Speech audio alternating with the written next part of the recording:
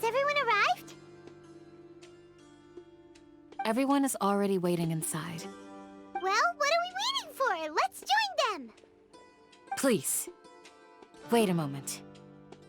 Before attending the meeting, I hope you can promise me one thing. What do you need? Promise me that you won't commit to anything too reckless. What do you think?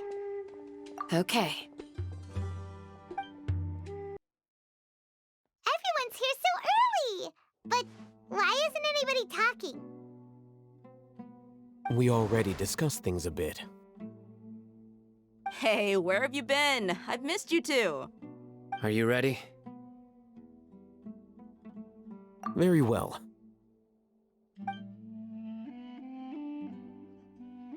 Are you sure this is gonna work? I gotta admit, it's bold. Color me impressed. It's worth a try. The point of discussion is to arrive at a solution. Let's cut the small talk and move to the next point. You're making Paimon nervous.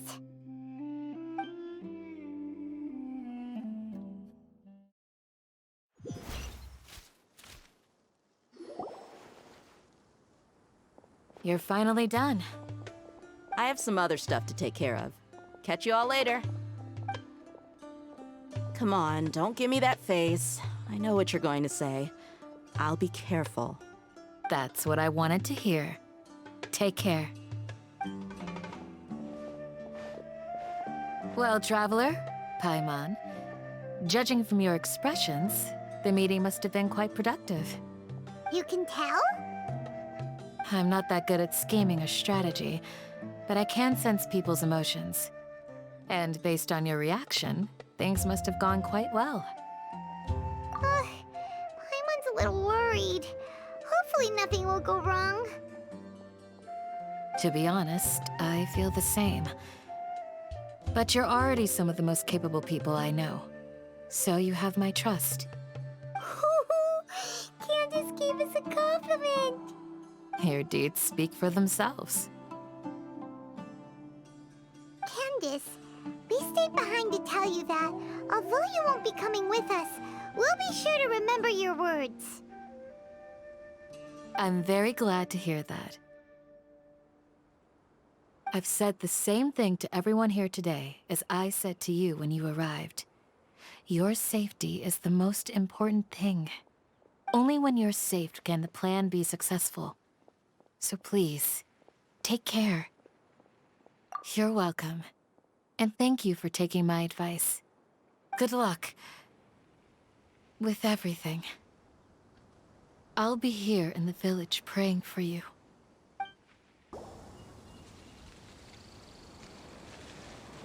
Sounds good. I'll go make some preparations. Okay. I'll hit them! Have you finished saying your goodbyes? Yeah! Also, Candace told everyone to be careful. Yes, she did. But I think my point also bears repeating. Our plan is not child's play. We won't be able to achieve anything if we're simply careful. We must go beyond that and fully commit ourselves to it. I hope this is clear to you. Huh? Shouldn't you be saying something more cheerful to boost our morale right now? Didn't we already do that during the meeting? You can never have enough words of encouragement. In that case, Candace can cuddle you to your heart's content while I continue to remind you of the seriousness of our situation. We all have our jobs to do, after all. It's like how some people can be put in charge of logistics while others will fight on the front lines. Speaking of the front lines, you don't look anything like a soldier. Of course. Compared to the mercenaries, I'm merely a feeble scholar. But the advantage of not being a mercenary is that I get to stay in a safer place and offer my strategic insight. Just think about that mercenary who lost his mind. Mercenary groups are facing constant danger every single day. Well, being a scholar is also a high-risk occupation, and you are a scholar. I'm not like the rest of them. Even among members of the same species, some will exhibit far more potential than others. This guy.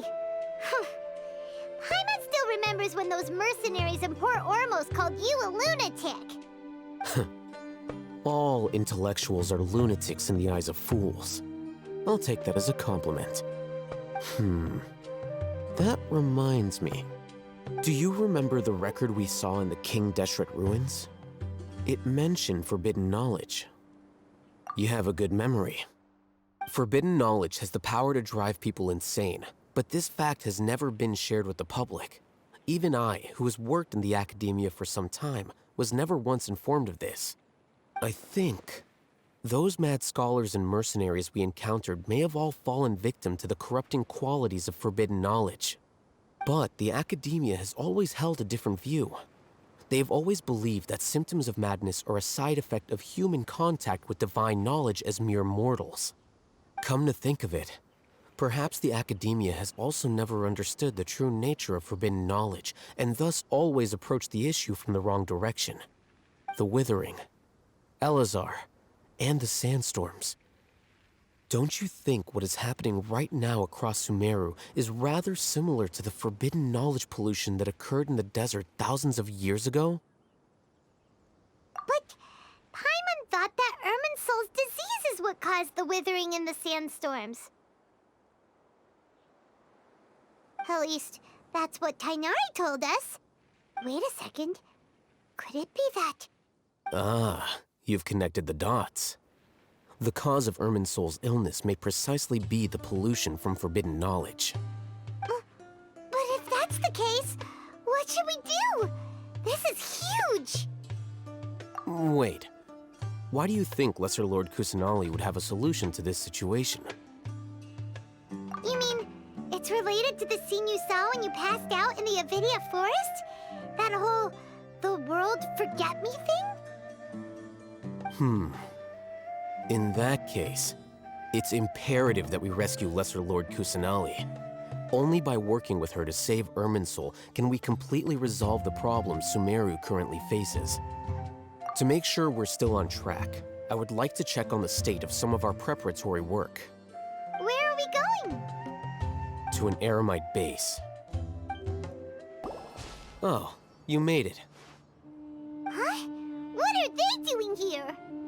I gave them some technical work to do. Ah, it's the scribe. And is that the traveler I see? How's the work going? Ah, yes! We have fixed the devices according to your instructions. One of them is already ready for use, while the others are still under repair. Aren't those devices for can knowledge extraction? What are you doing with those? Look here. Huh? More can knowledge? Are you going to put more weird stuff into her head again? What's that look on your face? Are you scared? Paimon's a little scared, but very, very furious! That's an interesting response. Anyway, we're not going to use this just yet. As I mentioned during the meeting, this knowledge capsule contains a decree I drew up in the past. The Akademiya should also have their own copy. And according to the plan we just came up with, Traveler, I want you to record something into this capsule. Do you believe we can save Lesser Lord Kusanali? Good. Conviction is the most important part of all of this. Now, please get ready and put on this device. You want us to record our conviction into the knowledge capsule? Yes. Paimon is still really worried.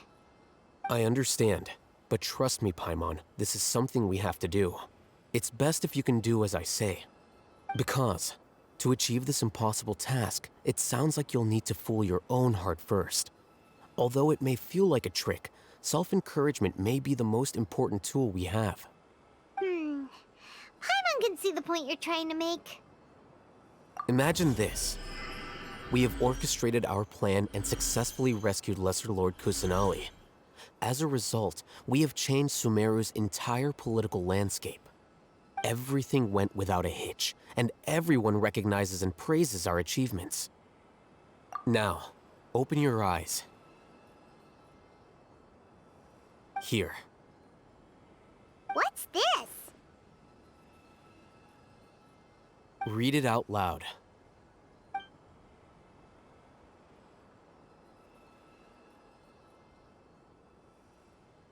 It's done.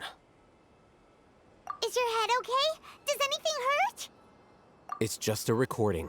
There should be no negative effects. But what was the point of doing this? Paimon doesn't get it. And that's perfectly fine. In any case, these capsules aren't meant to be used by you. Huh? What do you mean? Have you forgotten? Our plan needs to account for those who have long relied on the Akasha. You may find it hard to believe, but for those people, everything the Akasha transmits to them is nothing short of absolute truth.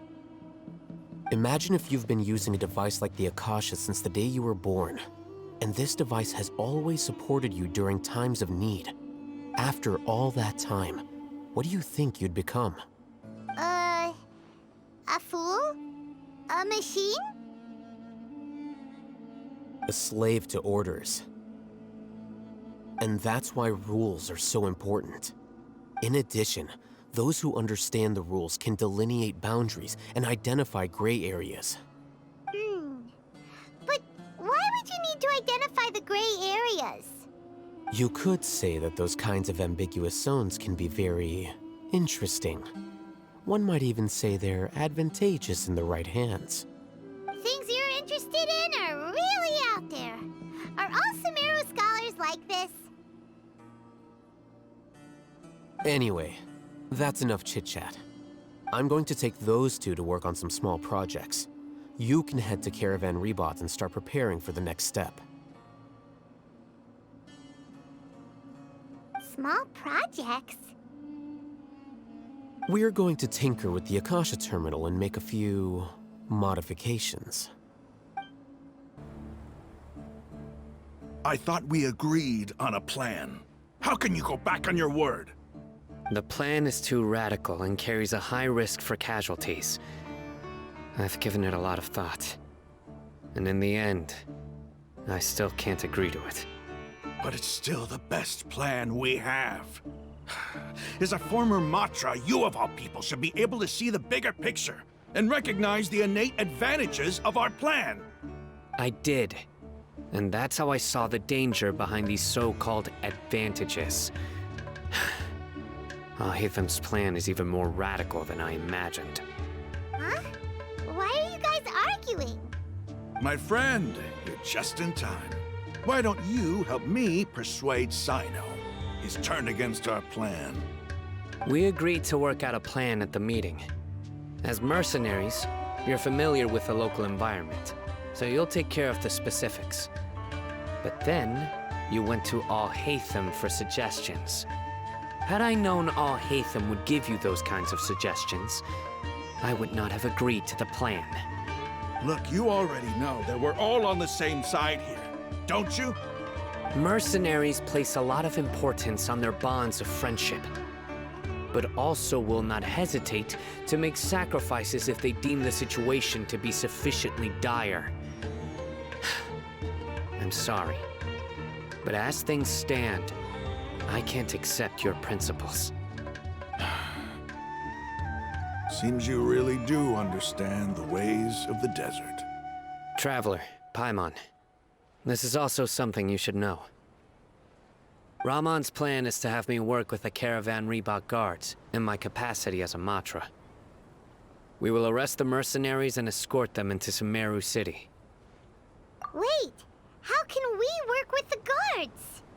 We can't get through that wall easily, remember? Caravan Rebot would never let so many unregistered members of the Eremites enter Sumeru City. My plan will clear us of any possible suspicion, and also let us enter the city as a big group. There is no better way. That also sounds like something Alhaitham told you. Am I right? Doesn't Alhaitham know how dangerous this plan is? Of course he does. He told me, there is no perfect plan, but this can get the job done. He also said that with the help of Sino and the Traveler, our chance of success would increase significantly. I never blindly trust anyone, and I've always had a good eye for people. I think he made a number of valid points. It's my own choice to trust you. If I make the arrests alone, I can control myself and prevent you from getting hurt. But I can't guarantee that kind of discipline from the guards. To make the whole thing more convincing, you'll need to resist to some degree. Casualties are inevitable once push comes to shove. I'm okay with the deaths of enemies. But now that we're allies, I'm against the meaningless loss of our own. I can't believe a Matra would actually care about us. I've lived a hard life, and I can say that people like you are hard to come by. I've always treated my allies with honesty and respect. They have the right to know important things like this. Now you're making this hard for me. Hey, is there something we can do to help? I knew you would say that. We can help fight some of the mercenaries, which should reduce the number of times you'll have to struggle directly with the guards. That should help at least a little bit. Sino, on behalf of my people, I thank you for your kindness. But this is a mission we cannot turn our backs on. We strongly value the lives of our friends, but the goal we are about to achieve is even more important. We have no fear of casualties, because we crave the spoils of victory. So please, lend us your support.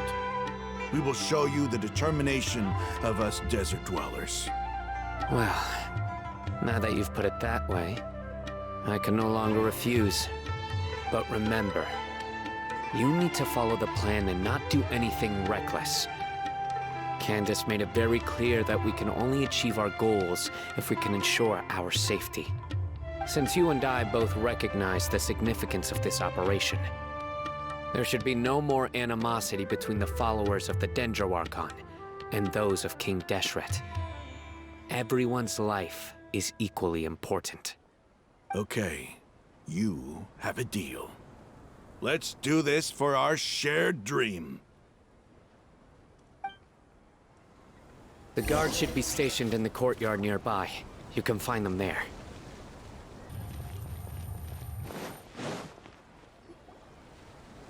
Guards! General Mahamatra! To what do we owe the honor? Keep your voice down. This is a secret operation. I'm going to arrest a large criminal gang near this location. According to the Akademiya's Guide and Regulations on Secret Operations, I have the right to ask for the cooperation of Caravan Rebot. Ah, of course. Mahamatra Sino's order is the Akademiya's order. Just let us know what you need. But who exactly are you planning to arrest, and how many people are you expecting? Depending on the scale of this operation, we may need to report it to our superiors. They're a squad of Eremites whose number is comparable to Ain el Akhmar in Port Ormos. They're involved in the theft and resale of supplies from the Akademiya. As many as Ain al Akhmar? This should definitely be classified as a joint operation. Then I suggest that you report this to your superiors as soon as possible, and treat it as a top priority desert operation. I will need personnel. Got it. Please wait a moment. I'll contact them immediately.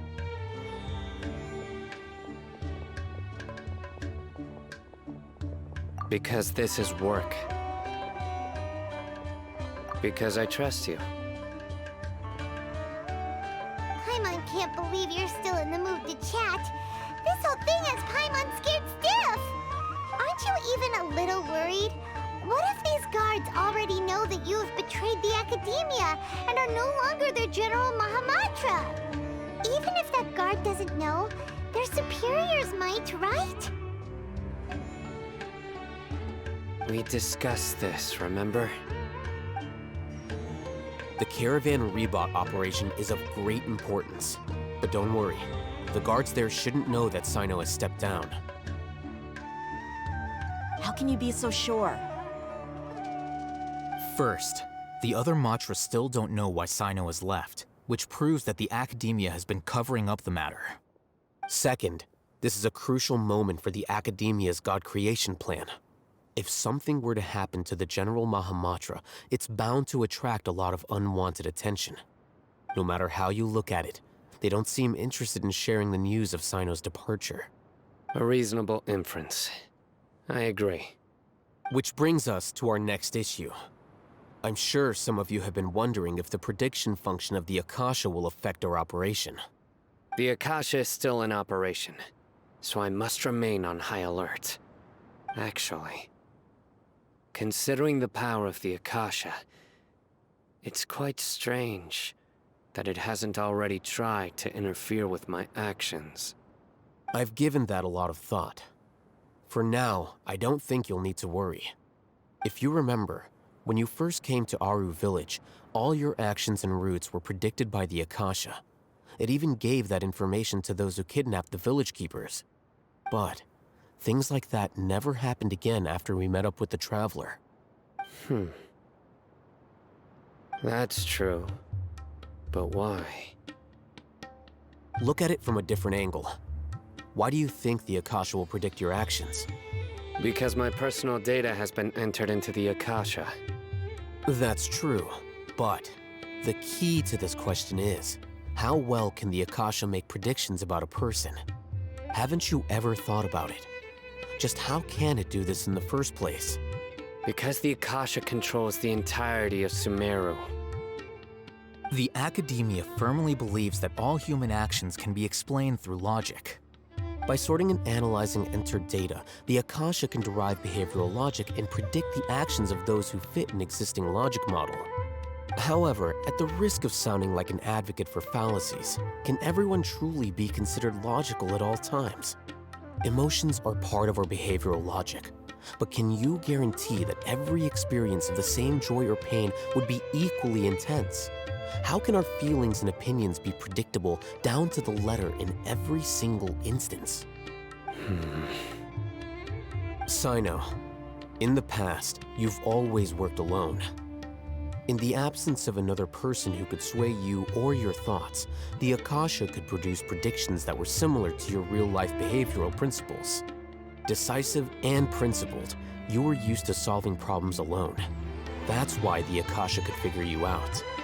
But now, you've joined a team. And I believe the Akasha hasn't yet figured out the full composition of it. Our thoughts and logic have intermingled and weaved themselves together to become a complicated, chaotic mess. Any one of us could potentially disagree with another. The Akasha lacks data on these interactions, and it's impossible for it to predict your actions in the future based on your decisions in the past.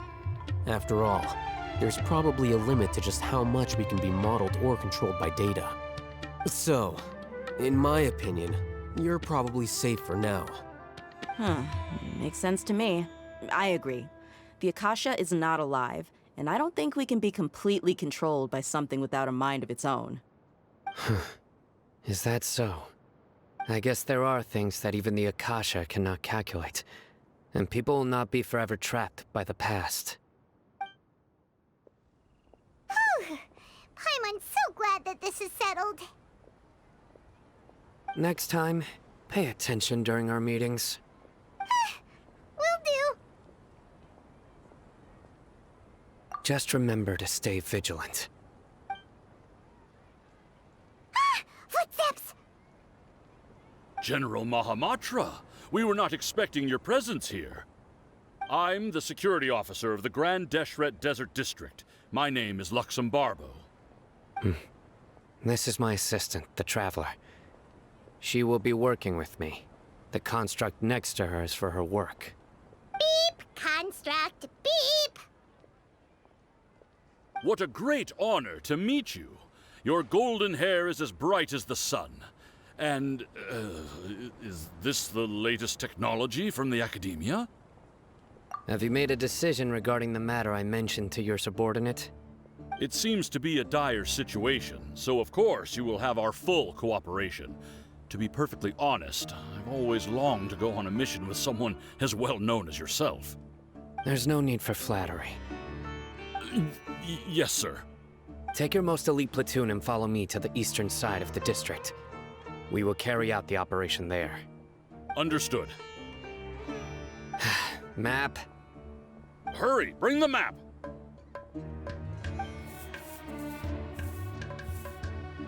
In 2 days, we will engage Ramon's Eremites and capture all of them.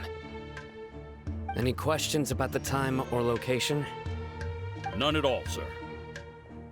Good. See you then. Yes, sir.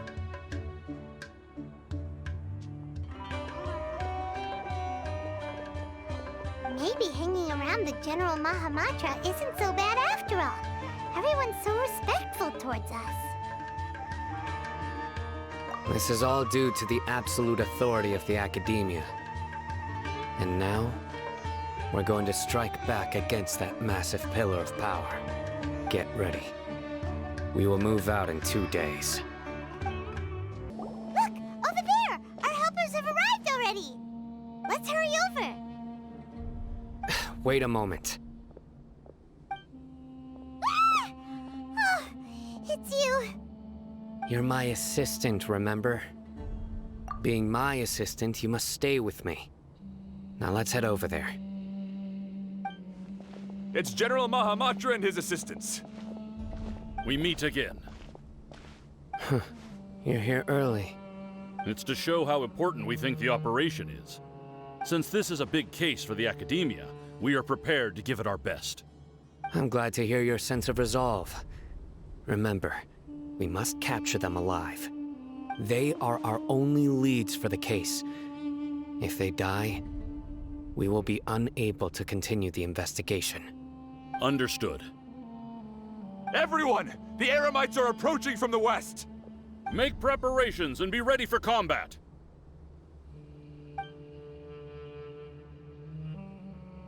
Halt! Oh? What a warm welcome! What do you want? Judging from those shiny weapons in your hands, it seems like you're not interested in a deal. Ramon, the Akademiya has caught wind of your smuggling and illicit sales. If you value your life, I advise you to surrender. Who are you supposed to be? A Matra from the Akademiya? I can't believe you came all this way just to catch us. I'm not here to talk. Oh. Nobody's given me this much time of day since I became a mercenary. Brothers! For that slight, let's wash our blades with their blood.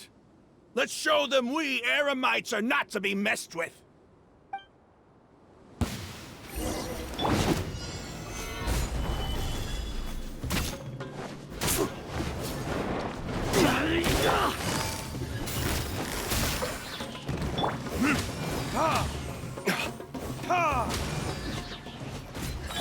Transfiguration! Order guide you. Gotcha! Quietly now.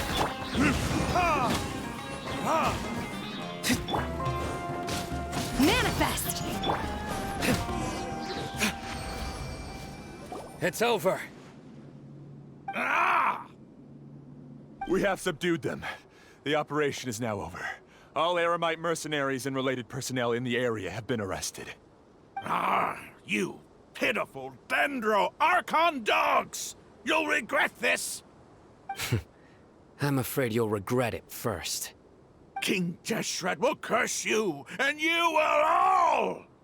Silence! Oh, Restrain them and take them back to Caravan Rebot. Count their numbers and send them to the Akademiya as instructed by the General Mahamatra. Yes, sir!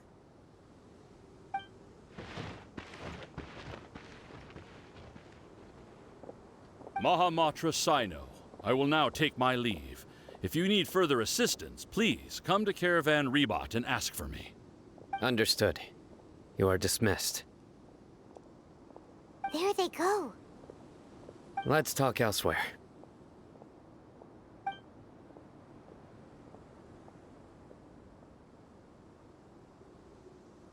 This part of the plan went really well.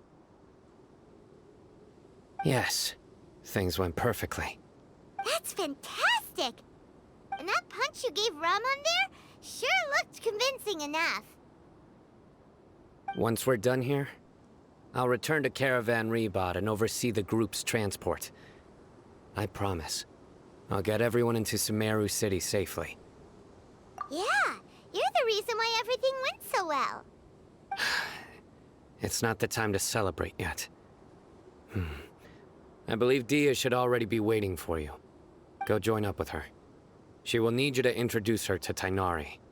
Speaking of which, is it really okay for us not to share the full plan with Tighnari? What if he'll feel miffed about it and refuse to work with us? I have a very close relationship with Tighnari. Given how well we know each other, I believe my message alone should be enough to bring him to our side. He knows I won't make jokes about things like this.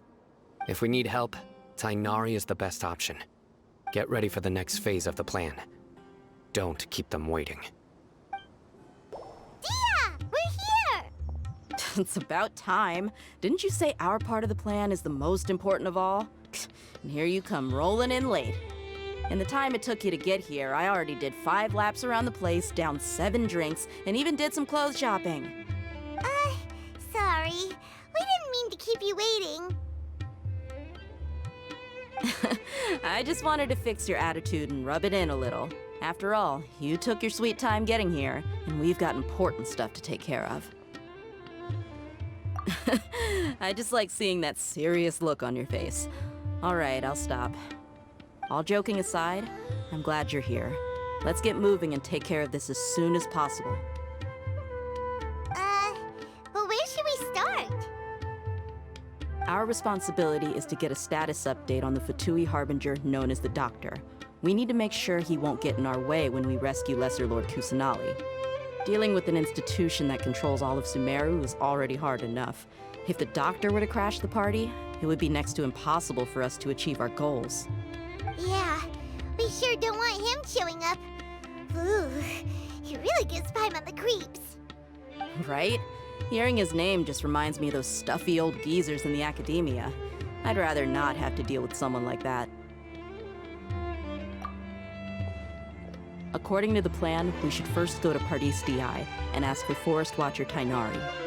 If all Hatham and Sino's sources are solid, then we can be sure that Tighnari still has the Akademiya's trust.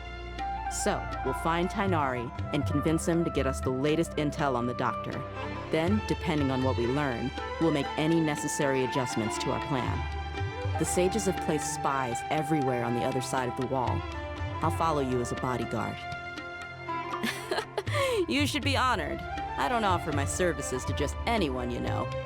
But Paimon thought mercenaries would do anything for Mora. That's certainly true. But when multiple employers are vying for your services, you should always go with the best offer.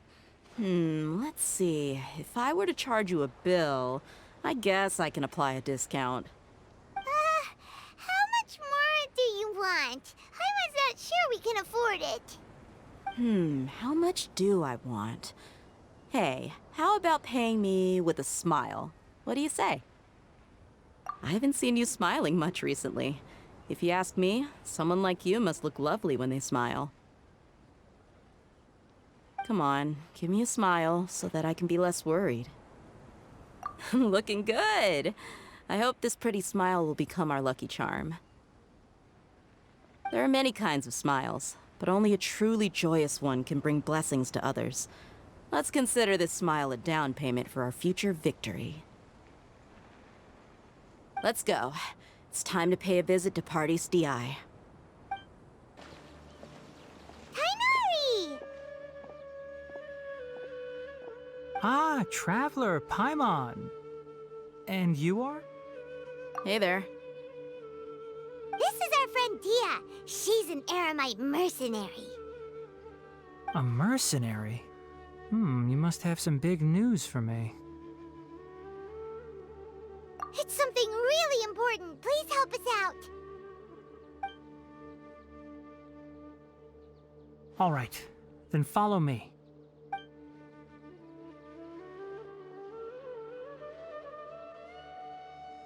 This place is better. We won't be disturbed by any passerby. Okay, what is this important thing you want to ask me? The doctor, huh? He's that strange-looking Fatui Harbinger with the mask. Paimon thinks he has blue hair. Yes, I know him. Actually, he left Party's DI just a little while ago. He left already? Yeah, he came looking for me. Can I ask what it was about? Sorry to ask you like this after having just met, but your answer is very important to us. For now, all we can share with you is that your friend Sino is working with us. Sino, you say?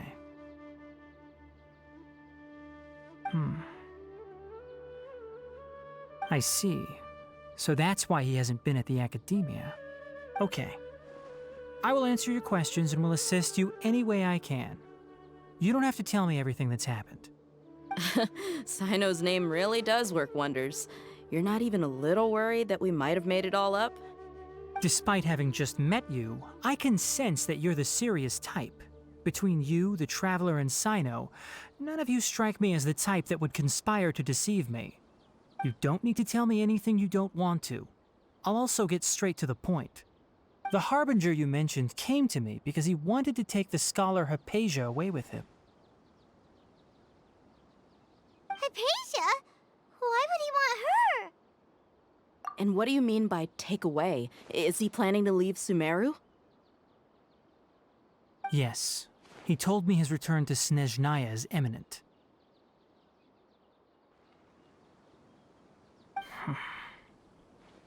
So you mean... you're leaving this place soon? Indeed. Otherwise, we could have perhaps talked a little more. I was just about to set out when I remembered something important. To that end, I made a final trip to Pardis Di. Let me ask, have you been taking care of a scholar by the name of Hypatia? Your sources are accurate. No doubt because you recruited many informants. But you're right. Hypatia has indeed been receiving treatment from me. Forgive me for asking, but how's the treatment coming along? Given the way you're asking, I assume you have something to say. Since you asked, I'll be frank. I would like to take Hypatia to Snezhnaya. It's incredibly difficult to transfer a patient. As a scholar yourself, shouldn't you at least be aware of this? Oh? I can't believe your utter lack of faith in me, to the point of even questioning my general level of knowledge. How unbefitting. Well, you're the only one who's ever made such a request. I have my ways of keeping her safe during the journey. In addition, I can also promise that under my care, Hypatia will receive the most advanced and effective treatment. I will personally supervise her treatment and see to her recovery. Would that be agreeable to you? Hypatia was born in Sumeru and remains a scholar of the Akademiya. Her situation has not become dire enough to necessitate her transfer to another nation. Transporting her to Snezhnaya is risky, and the potential benefits are unknown. As the person currently responsible for her treatment, I cannot possibly sign off on this transfer. Your suggestion is rude and reckless. I'll pass.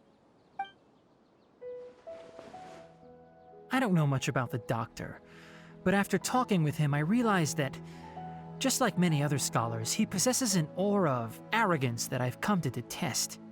It's not so much that he's looking down on others, but more that he's so confident in himself and his abilities, to a point of near insanity. I would never refer a patient to someone like him. I prepared myself for a protracted battle of wits, and was really surprised to see him just give up on the topic. Still, his reaction really concerned me.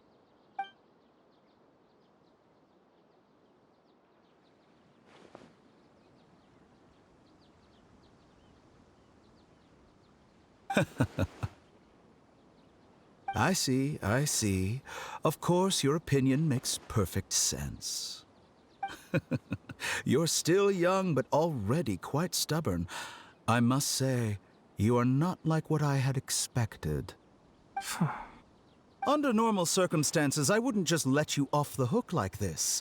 But unfortunately, I'm in a hurry today, what with Her Most Noble Majesty the Tsaritsa calling for our return. Luckily, there is still some time left for me to take care of everything before I leave. It's just as the Akademiya said, you're a responsible and gifted scholar. Sadly, even with all of that, you're still lacking a bit of shrewdness. And that's also why people like you can never realize that sooner or later, everyone must pay the price for what they've learned.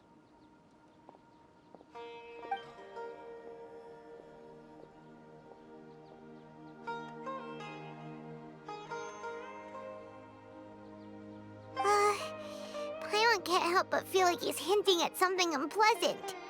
He asked a question, yet didn't care for my answer. Perhaps I'm nothing but a talking rock in his eyes. He never came off as malicious, but an utter lack of compassion permeated throughout our conversation. From his tone, I can sense that he's always looked down on others. I can barely believe it myself. But if that's true, the situation will be in our favor.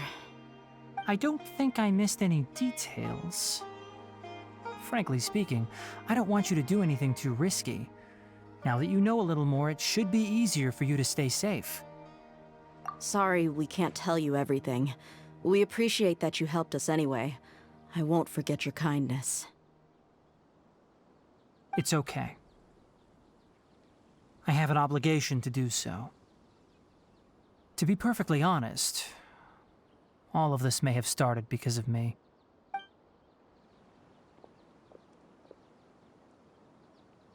Recently, my master wrote several letters to me, asking me to return to the Akademiya and assist him with his research. Hasn't he already asked you several times before? Yes, but there's something off about this most recent batch of letters. The handwriting and tone are both familiar, but some details have been omitted. My master will occasionally leave a few dots on the back of the letter. 1 dot means that he wrote the letter on a sunny day, and 3 dots stand for a rainy day. This has been a habit of his for many years, but I didn't find any dots in his recent letters. I believe something may have happened to him. I get it. Since you are always at Gandharvaville, you would like me, someone already working at the Akademiya, to investigate this matter, right? I'd like to ask you to do that for me. If you can keep yourself safe, please withdraw immediately at the first hint of danger. I can do that, but I have a feeling it won't be that simple. The Akademiya has been working on a big project. I'm not quite sure what it is, but your master might be involved with it. If the higher-ups really are hiding something, then it will be difficult to remove myself from the situation once the investigation starts. If the situation becomes critical, I'll leave the Akademiya. If you don't see me there for an extended period, that's your cue. All right, we've got a plan. I'll stay at Gandharvaville to support you. If that scenario comes to pass, you must be extra vigilant. And be wary of any messages or direct requests from the Akademiya. I must say, I didn't expect a warning like this from the General Mahamatra. Being loyal to the Akademiya doesn't mean blindly doing whatever the sages say. I know what I'm doing. On that note, aren't you also being quite distrustful of your alma mater? The Akademiya, yes, but my master is a man of integrity. Even when I was a student, I was worried he'd get in trouble for sticking to his beliefs. I suppose he's lucky to have lasted so long. But in the end, it still caught up to him.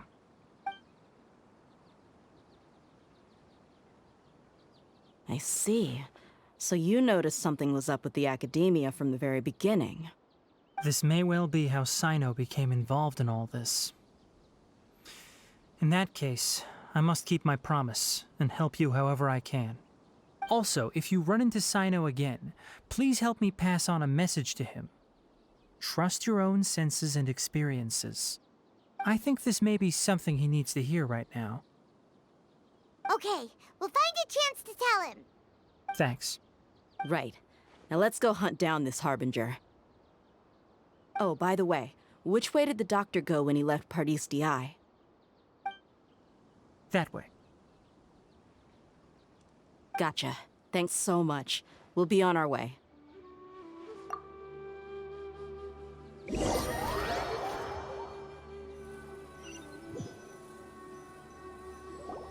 According to Tighnari, the doctor is leaving Sumeru soon. I want to check if the doctor was actually telling the truth. He also said that he'll take care of everything before he leaves. What did he mean by that? We need to be extra careful when dealing with a person like him. Just to be safe, let's chase him and see what we find. But we have no idea where he went! How can we start chasing him? We'll do it the mercenary way. I'll find leads as we go. All you have to do is just follow me. That Harbinger may have tried to cover his trail, but he still left some traces. Or perhaps he never even thought about concealing his whereabouts.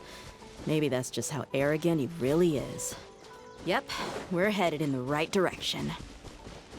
The traces are still fresh, but there's no sign of his entourage. Clearly they're in a hurry.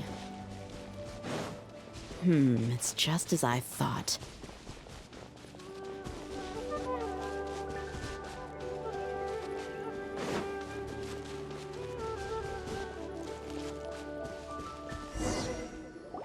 We can stop here. I think I know where the doctor went. To the south of here is Port Ormos, which seems to be where they're headed. Port Ormos? They're going to leave by boat? That's right. Let's go to the port and have a look for ourselves. Look! Fatui soldiers!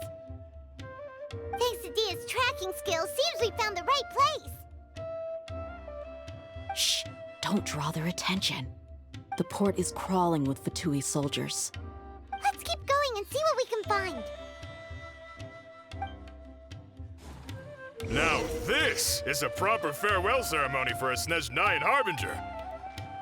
The Lord Harbinger is leaving. I've still only seen him once or twice. I used to hold a position in our homeland, and back then, the doctor spoke in a very different way from the way he speaks now. Maybe the way people talk in Sumeru has rubbed off on him? It's always like that when you spend too long away from home. When he gets back to Snezhnaya, perhaps it will also take him some time to get used to the life there again. Huh? But, sir, that can't be right. No, I remember it like it was yesterday. Both his expressions and tones are now very different. Also, for some reason, he seems like he's all smiles now. You must be mistaken. Nobody's supposed to look happy when they're on a business trip. The doctor is on that boat. So he told the truth after all. He is actually leaving Sumeru. Let's get close. This place will do. We can hide here while we keep an eye on the boat. Huh? Uh-oh. He saw us.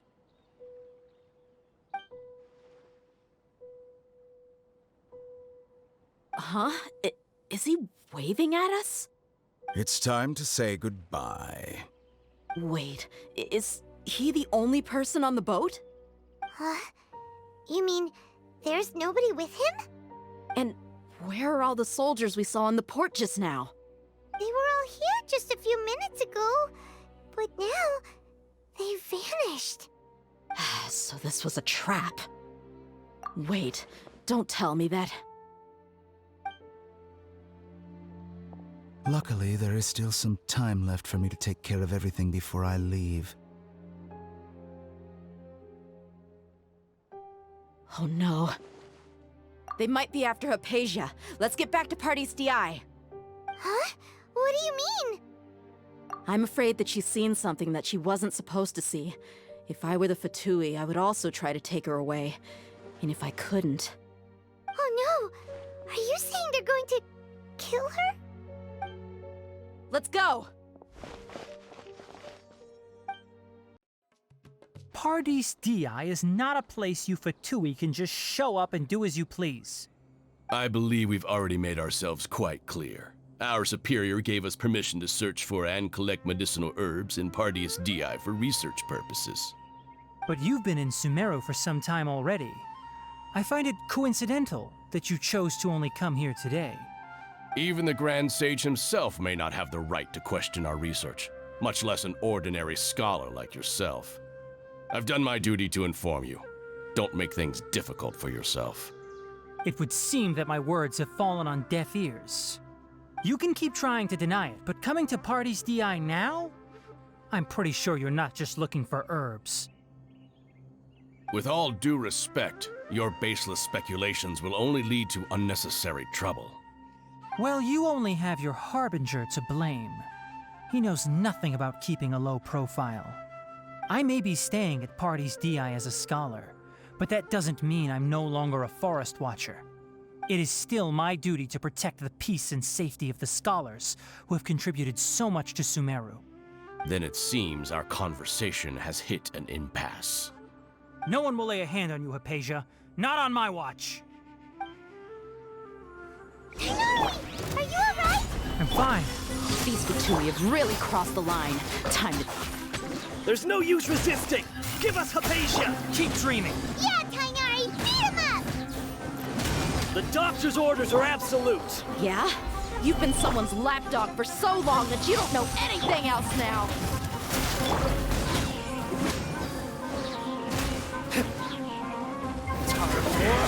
Retribution! This quickly! Busted! Right. Solidify... My will and body... We're not getting anywhere. Traveler, Paimon, please go to Hypatia. We need to make sure they don't try to sneak around and attack from behind. Got it! Hypatia's still here. Doesn't look like anyone's broken in.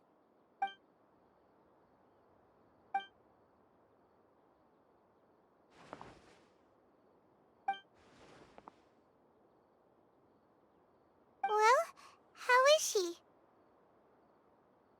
Oh, that's good.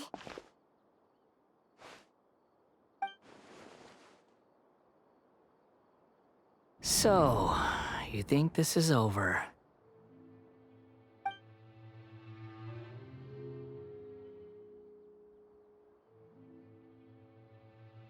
What? The Balladeer is here?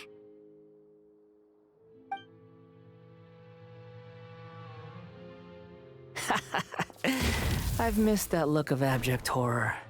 You've given me that look every time we meet. But, where is he?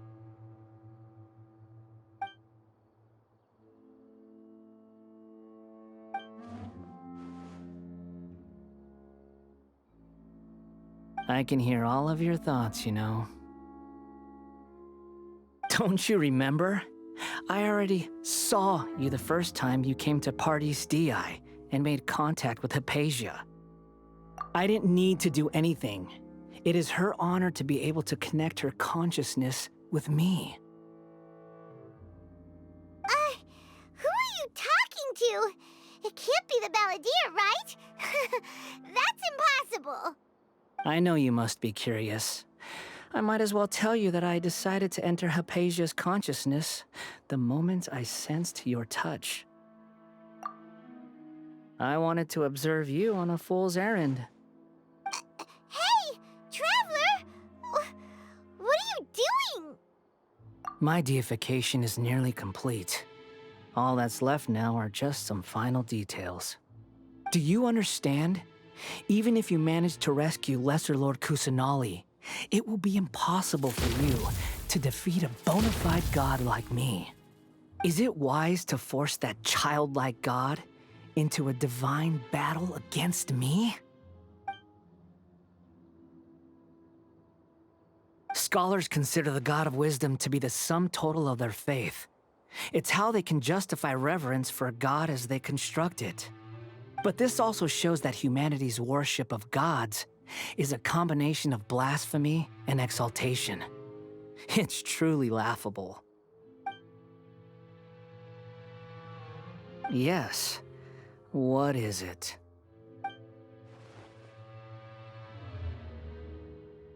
Yeah, I'm in a good mood, which is why I'm talking to you like this.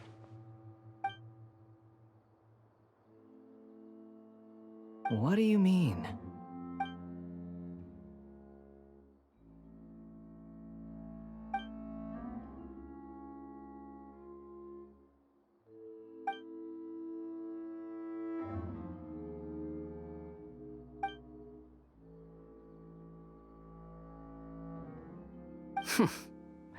Those words almost make you sound like a friend who actually cares. But you're wrong. I'm different from all of you. I was born to become a god. My entire life up until this point has just been a meaningless routine. Just think about a sheet of paper. By itself, it holds no meaning. The content recorded on it is what gives it value. All I had recorded down before were some painful memories and boring human feelings. Such senseless drivel should have been erased a long time ago. Indeed, to me, the sight of you fools in your futile struggles is far more amusing. Tell me, just what has this world done for you to protect it with such zest and conviction? I'm connected to your consciousness, so I can hear what you're thinking and sense the depth of your determination. This is a good conversation we're having. So here's a word of advice. Let go of your misguided guardian complex. You know nothing about the truth. It'll be for your own good, as well as everyone else's. Humans are a species that can only find bliss in ignorance.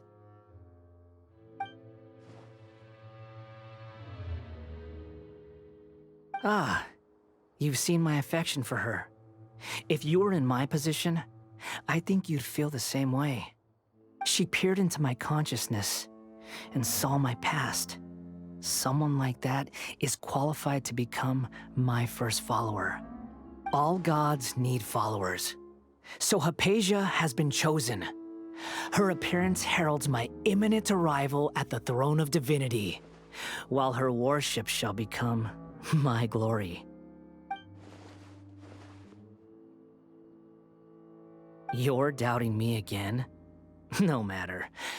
Soon, you'll know what kind of authority you're challenging.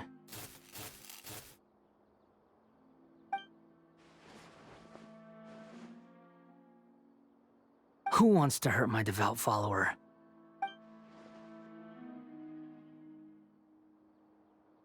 The doctor wants to hurt my first follower?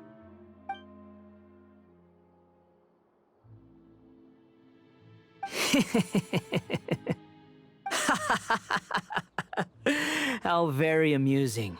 Has anyone ever told you that you're not good at sowing discord? The doctor has never known his place. Even now, the puny human thinks himself capable of interfering in the business of the new god.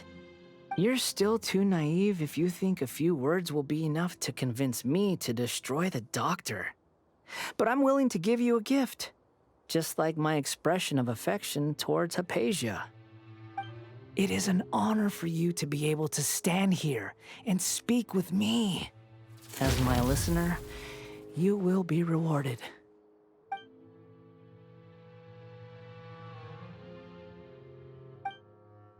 Both good things and bad things can be called gifts. After all, gods have never needed to be reasonable. Ah! Paimon hears thunder! That person Paimon couldn't see was the Palantir? Oh, he sure chatted with you for a while.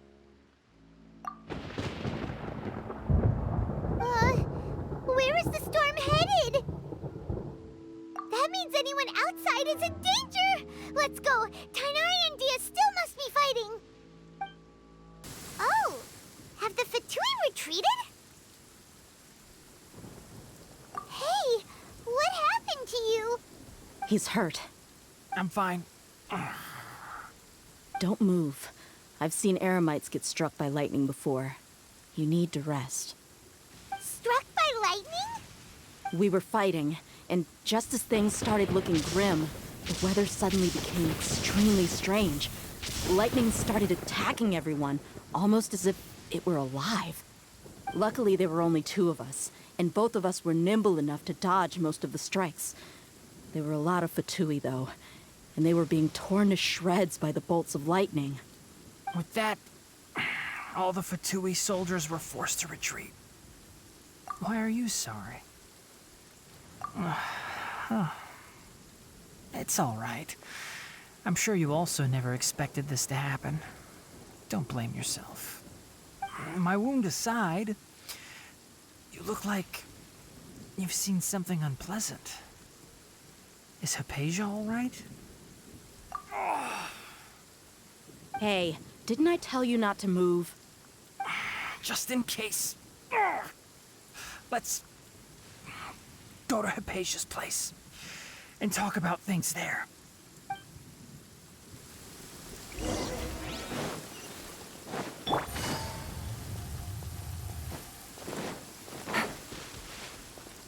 Take it easy.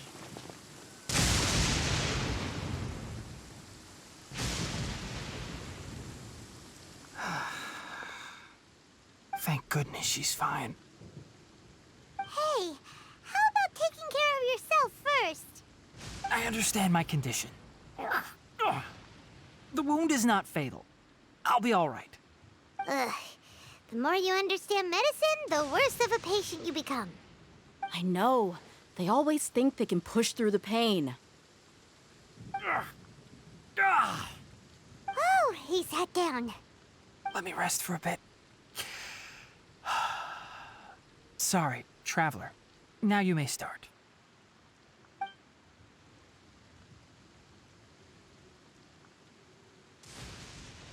So that's what you were talking to the balladeer about? Oh, Paimon can't believe what he's thinking. The Akademiya's God creation plan. How ridiculous. That sounds, ambitious, I guess? Anyway, this is all way beyond me. As long as I can enjoy every day with a drink in my hand, tasty food in my stomach, and a good night's rest, that's enough. I'll only work when I have to. I must be the least ambitious person who's ever set foot in Party's DI. Don't say that. I haven't even thanked you for your help back there. Don't mention it. Well, if nothing else, all this proves that the doctor really did have some urgent matter to attend to and left Sumeru in a hurry.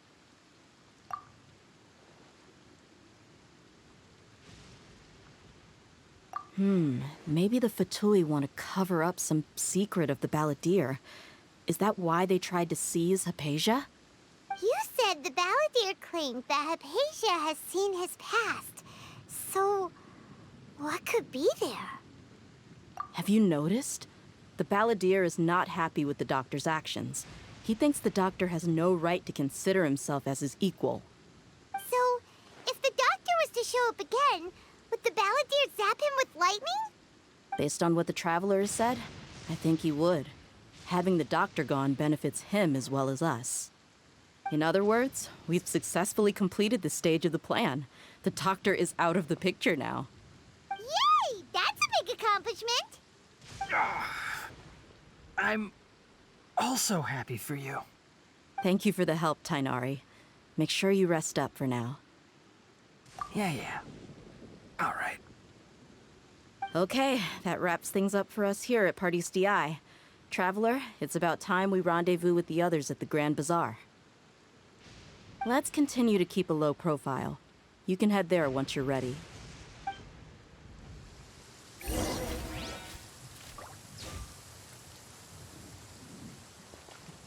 You can just focus on your plan. Leave Hypatia to me. My wound isn't going to get in the way. Oh. Okay. Guess I'll sit still for a little while longer. All right, everyone is here. How did everything go? Any luck with your missions? Let's report back one by one. I'll start first. We've made the necessary modifications to the Akasha terminal. In addition, the props required are also ready. I'll go next.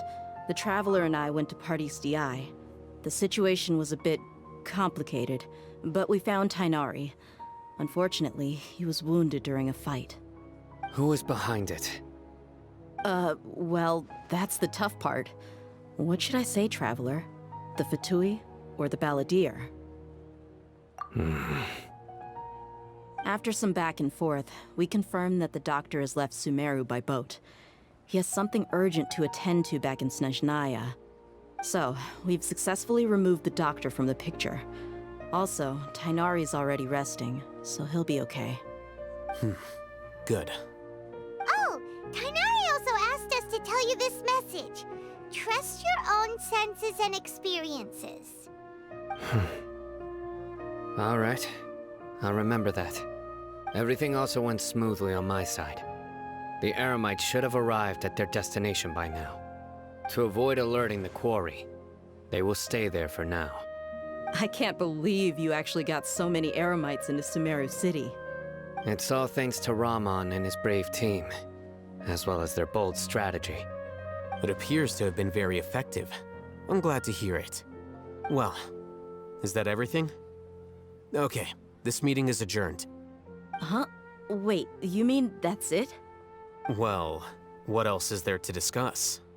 Shouldn't you end with some words of encouragement? You know, to fire us up now? Personally, I'd rather we all go home and get some rest. I'll hate them, you...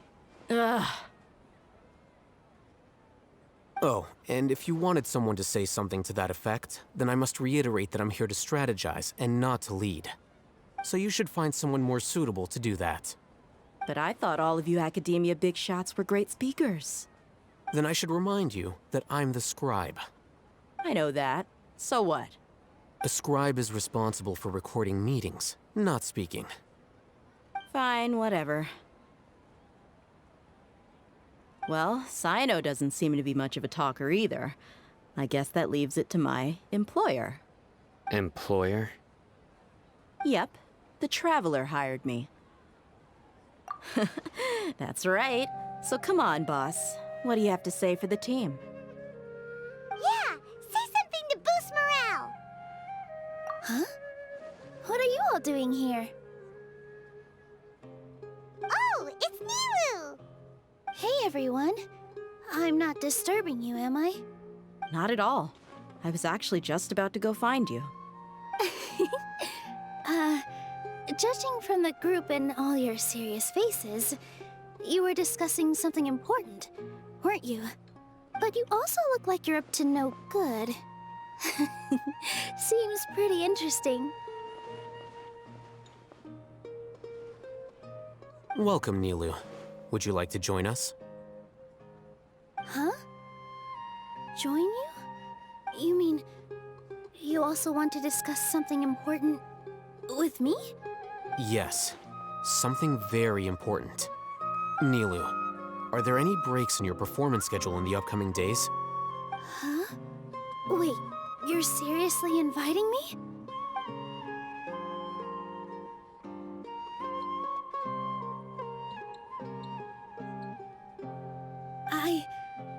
I can't believe my ears. You are truly the bravest and most passionate people of Sumeru, well, that I've ever met. Ahem. Oh, right.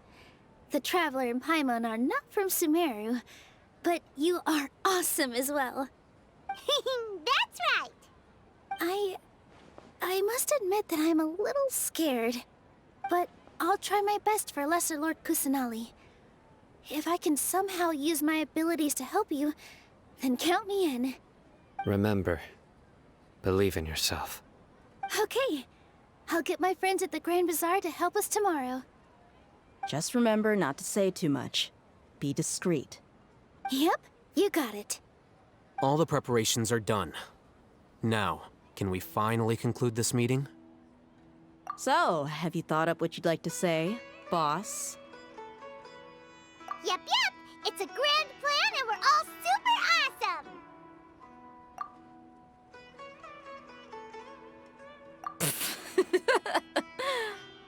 Well said. A good night's rest before an operation can be the difference between success and failure. Thankfully, I've had my place to myself recently. It's been nice and quiet. Huh? Oh, nothing. Alright, let's all go home and get a good night's sleep so we can be up early tomorrow! Okay, so I guess that means it's time to say goodnight now. Yep! Good night, everyone! Hello, you two. Sleep well? Not really. Paimon got too nervous thinking about today and didn't fall asleep until the sun was almost up. What about you all, Hatham? Naturally, I slept just fine. After all, a good rest should be considered part of the plan, since energy is an important resource. You just want to show off how calm you are! It's crucial to dissipate any tension before we execute our plan. The only thing you're doing is being annoying! Anyway, do you need me to go over the game plan again? Our target is Grand Sage Azar's office. Everyone in the Akademiya knows that's where the Grand Sage's console is. Only they can operate it. Many restricted commands and operations are executed via that console. I'm sure that console has a way to free Lesser Lord Kusanali. You know, Paimon's been thinking, what kind of technology could let the sages imprison even a god? That isn't something they could have accomplished with their scholarly talents alone. In the Sanctuary of Suristhana, there's a device of Greater Lord Rukkhadevata's that she once used to isolate herself while meditating. 500 years ago, the Grand Sage at the time modified the device so that it could no longer be controlled from the inside. They were effectively trapping one god with the power of another. So, how are we gonna get to the Grand Sage's office? Don't forget, today is Nyagarbha Day, arguably the most important day to the Akademiya. The sages and core Akademiya personnel are busy loading the latest batch of research developments and legal decrees into knowledge capsules so that they can be entered into the Akasha. All the Darshan's researchers have their noses to the grindstone, and the Akademiya's grounds are flowing with all sorts of people. It's the perfect time for an infiltration. When the Grand Sage leaves his office to supervise the entering process, that's our cue to access the console and free the Dendro Archon. Well, yes. That's just the visible side of our plan, after all.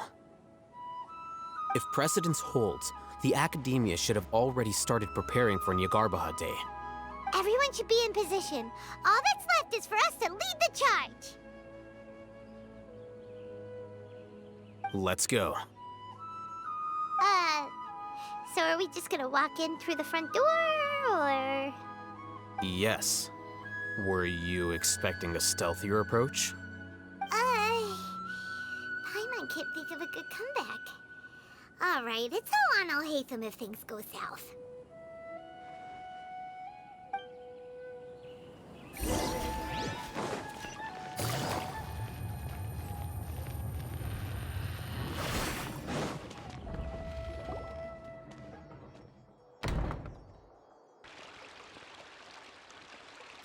Scribe? Please, wait. Are you Scribe Alhaitham?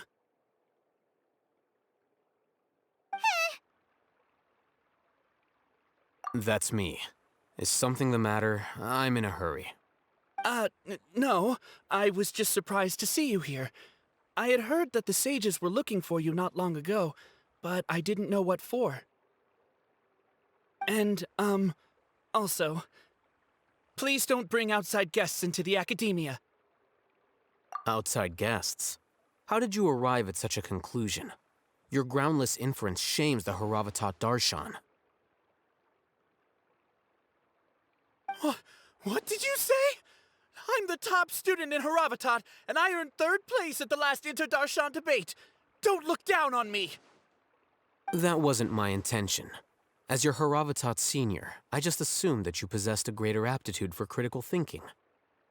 Look, based on what you already know, the purpose of my return and the reason they're here should be obvious. Is that so?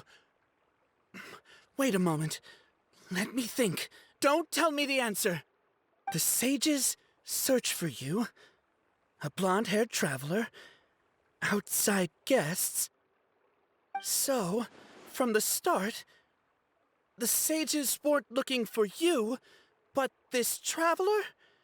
And you were gone from the Akademiya for so long because... Hey, shh.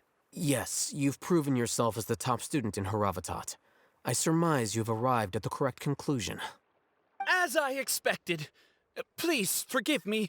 I wasn't thinking clearly just now. Thank you for getting me back on track. It's nothing. We'll be on our way then. All right. Thank you for your contributions to the Akademiya, Scribe.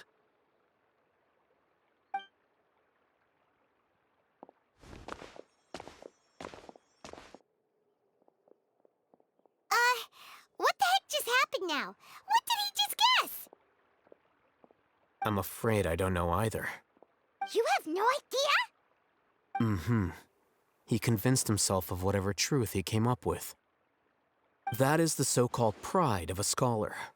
If someone questions their academic facility, they will instantly feign understanding to keep up appearances. Nowadays, the Akademiya is rampant with this type of scholar. Their obvious farces of intellect only serve to highlight themselves as fools. Wow, so there are special ways to deal with smart people. We don't even need to make up our own excuses. We shouldn't waste any more time. It would be problematic if we missed our window of opportunity. Let's go. Is this the Akademiya's library? Indeed. Known as the House of Dana, it is quite possibly the most extensive special collections library in Teyvat. There are a lot of students going through here. Is it really okay just to waltz right in? The Akademiya marches to a fast beat, especially since it's Nagarbaha Day. They're all occupied with their own matters. Just act natural. Now, hurry along.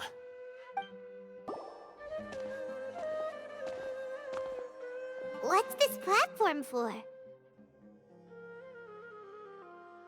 It's a lift that Akademiya personnel use to access higher floors. Are we gonna take it then? The Grand Sage's office is up there somewhere. No, not right now. We can't guarantee that we won't run into the Great Sage. Let's step back and observe for now.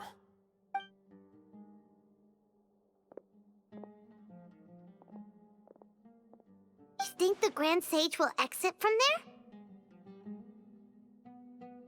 And after he does, we'd sneak past him? Oh, Paimon thinks that's really dangerous. Who knows? However, if we can confirm Azar's current location, our operation will be much safer if we... Allow me to offer you a hint. If you wish to know his location, look behind you. What's Grand Sage Azar doing here?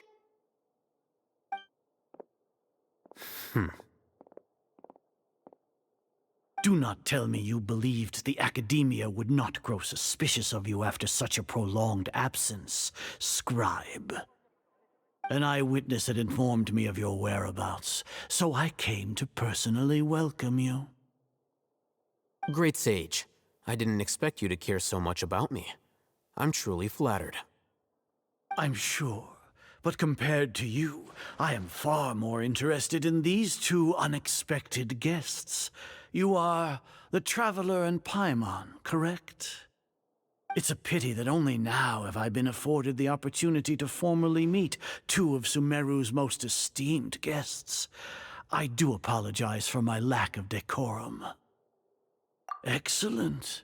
You immediately initiated discussion instead of attempting to prepare some perfunctory excuse. You clearly understand the situation at hand, and have no intention of making a reckless stand. The foot traffic here renders this place unsuitable for discussion. Please, follow me to my office.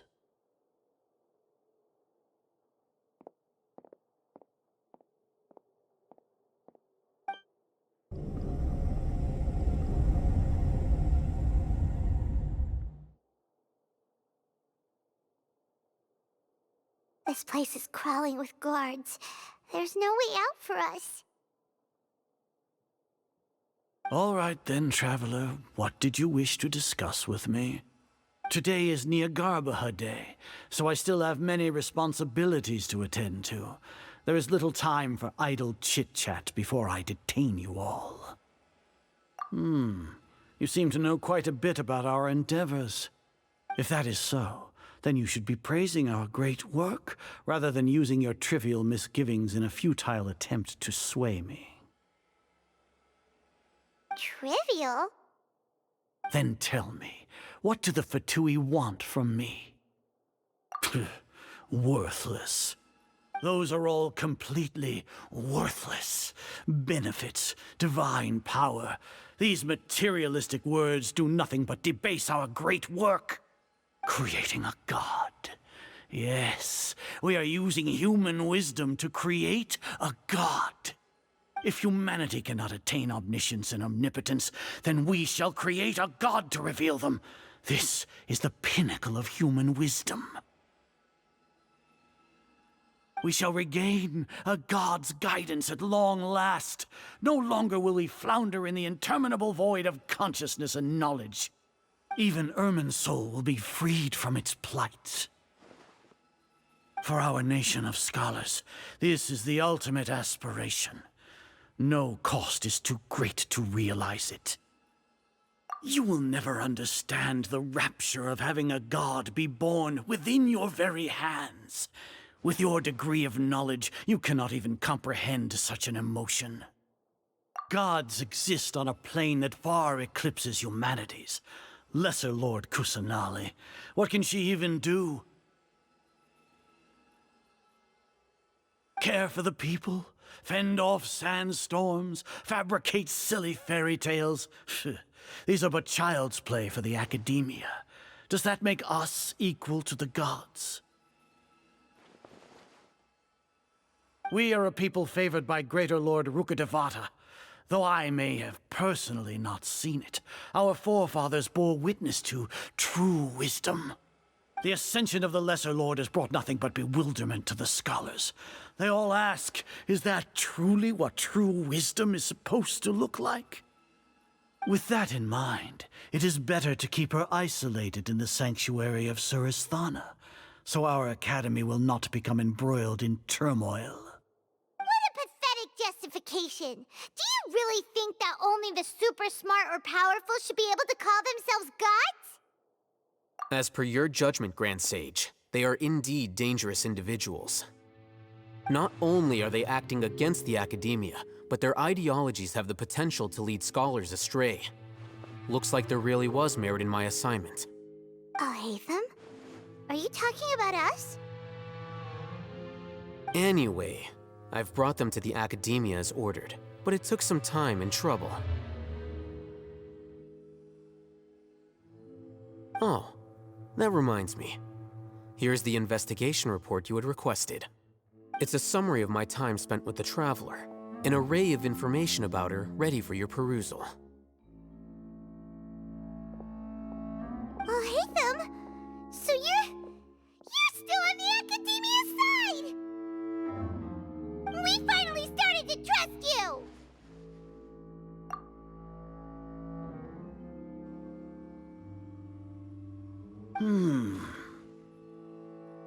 Excellent. Detailed contents with no errors. I would expect nothing less than an immaculate report from the scribe. As it is Niagarbaha Day, I'll enter the information on you into the Akasha. Surely you know what that means. We'll be monitored, just like Sino. With the Akasha's calculation prowess, all of your actions will be predicted with an accuracy of at least 98%. Furthermore, your data will be updated in real time whenever new information presents itself. To put it into words you can understand, wherever you go, you will be walking under an invisible leash. This is Sumeru's greatest penalty for dishonest persons. Are you not familiar with the concept that great responsibility begets an equally great suspicion? In any case, you are Sumeru's most concerning external variable. Locking you down will greatly decrease the chance of any undesirable outcomes coming to pass. You're despicable! Despicable? Perhaps from your perspective, but I suppose you had mentally prepared yourselves for this, no? Your ploy was to sacrifice the Traveler here, was it not? Lord Azar, I know what you're trying to say, but I've been following your plan this entire time. Why are you doubting me at this juncture? Must I delineate your entire plan? Very well, I will spell things out. First off, I received an eyewitness report that you were spotted with the Traveler at Caravan Ribat. However, you immediately departed for the desert and escaped surveillance range. Judging by the time, you all likely encountered the truant General Mahamatra in the desert. Am I correct? Maybe Paimon shouldn't have mentioned Sino just now. The Akademiya had not received correspondence from its scribe for a prolonged time. You were also in the company of the Traveler, a close associate of Lesser Lord Kusanali and General Mahamatra Sino, who had defected from the Akademiya. With their instigation, what was the probability that you would betray the Akademiya? Rationally speaking, 50%? 70%? What do you think? Regardless, that's only a guess. The facts are that I've brought the Traveler right before you, and I gave you my report. Indeed, your boldness deserves praise. To think that despite status as an outlander, the Traveler is still willing to sacrifice for the sake of your plan. If I'm correct, you have a contingency plan to save Lesser Lord Kusanali and ruin our great work. Sneak into the Akademiya on Nia Garbaha Day, using Alhaitham's status as the scribe. For there is a good chance that an opportunity to save the Lesser Lord will arise. Should your intentions be discovered, Alhaitham will turn traitor and sacrifice the Traveler, thus proving his innocence. He can then stay inside the Akademiya and continue searching for a way to proceed forward. As for Sino, according to the Akasha's calculations, he will soon return to the Akademiya and confront me in person. I suppose this is also a part of your plan?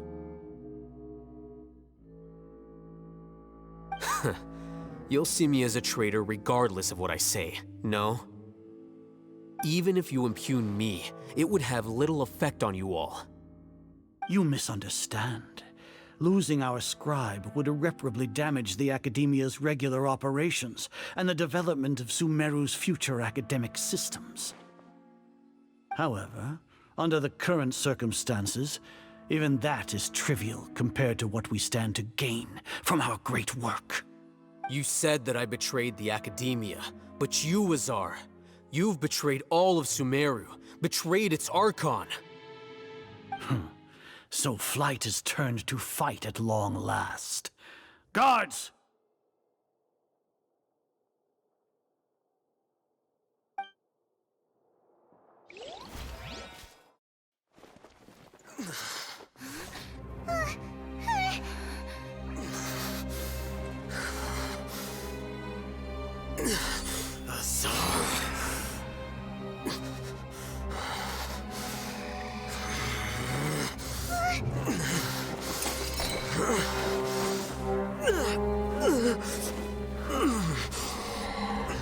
Well, what do we have here? So you stole that divine knowledge capsule. Traitor! You traitor! Even the most rational scholar will yearn for the power of a god in a moment of desperation. Aren't you doing the exact same thing as me, Alhaitham? Unfortunately for you, no god will lend you their power. Azar!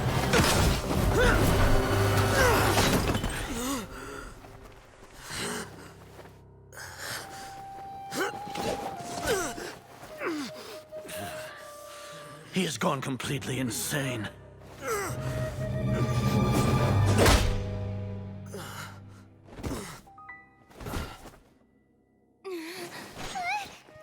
Take him to the Matra and exile him to Aru village.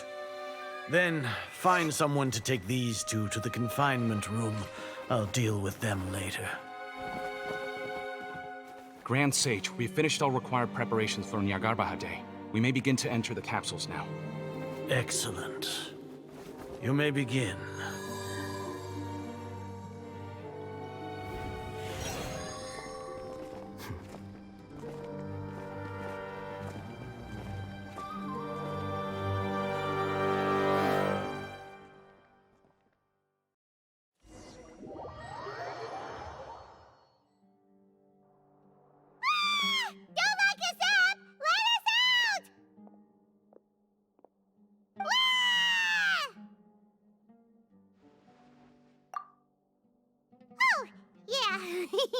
Paimon got a bit carried away there. How was Paimon's acting just now? Great, huh? Everything's going according to plan so far. We made it into confinement, and Alhaitham's probably done with his part too. We even managed to trick Grand Sage Azar. Alhaitham sure knows how to cook up a plan. What are we doing next? Paimon has trouble remembering things when she's worked up. Right. Paimon thinks it went something like this. Apart from that, we still have yet another goal in the first stage of our operation, which is to send the Traveler to the confinement room. What? Why do we want to get her locked up on purpose? She's always been the person the sages are most afraid of, as well as the greatest obstacle to the successful implementation of their plan. They are very aware of the risk she poses to them. Once the Traveler is imprisoned, the sages will likely think that everything is under control. And with their guard down, the next phase of our plan will have a much higher chance of success. I can already see the pompous looks on their faces. Oh, that's a super tricky plan. But Paimon still thinks it's not really worth it. That isn't the only reason, of course. She has a more important task once she's in confinement. According to the Akademiya scholars in Ramon's custody, Lesser Lord Kusanali has sealed off her consciousness in the Akasha ever since she was captured by the Doctor. That way, they can't pry any more information from her. Even if we break into the sanctuary of Suristhana, it will take time to awaken Lesser Lord Kusanali's consciousness. We need to do that in advance. So our job is to wake up Nahida! Okay, totally worth getting thrown in jail for. The confinement room is inside the Akademiya, close to the sanctuary of Suristhana. It's a completely enclosed space, and you won't be receiving any visitors. I'll work with Ramon's scholars to make some modifications to your Akasha terminal. Once you're in, get as close as you can to Lesser Lord Kusanali and try to connect to her consciousness. However, as for whether she'll actually wake up, that will depend on our luck.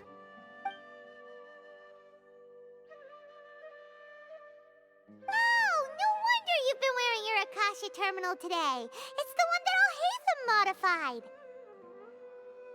Paimon thought they'd take our Akasha terminals when they locked us up in here. Were they being careless? Alright, so what now? Sounds easy enough. We can finally talk with Nahida after all this time. Let's do it. There's a light flashing on your Akasha terminal. It's almost like... the faster it blinks, the better the signal. Here? No signal again. Is it getting jammed?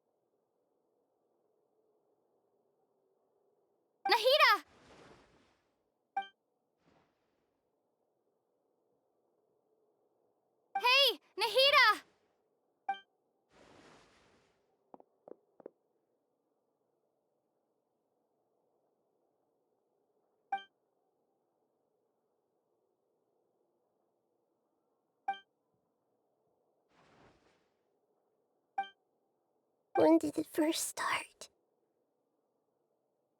Oh, right. It started from the moment I was born. I want to become a worthy Archon. So I've kept studying. Kept listening to my people and their hearts. Kept looking for a way to save Irminsul.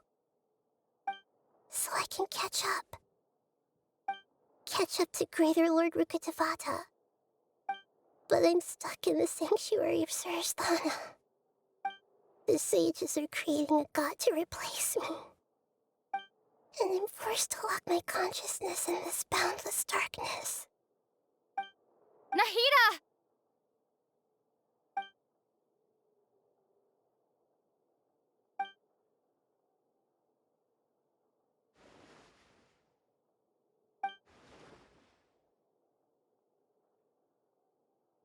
Nahida!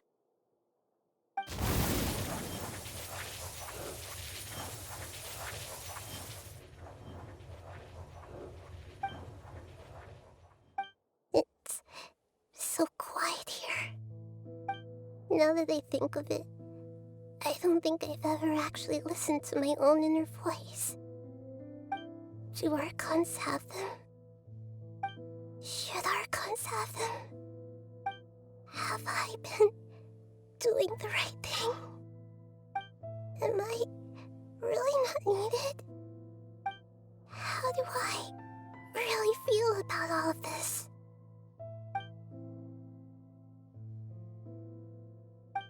It's so quiet here.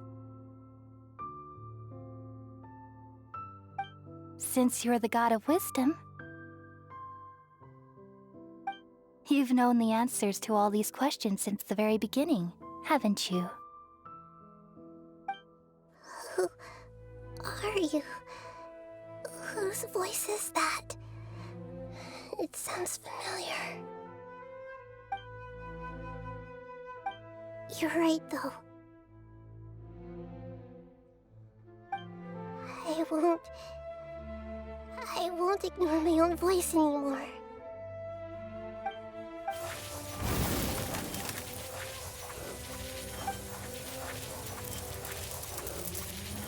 Nahida!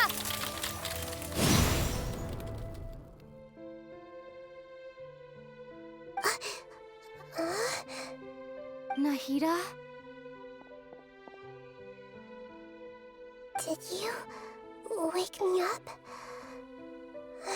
Thank you. Why are you here? We're here to rescue you. Are you alright? I'm fine. It's just... when I think of everything that's happened to me, I feel really angry now.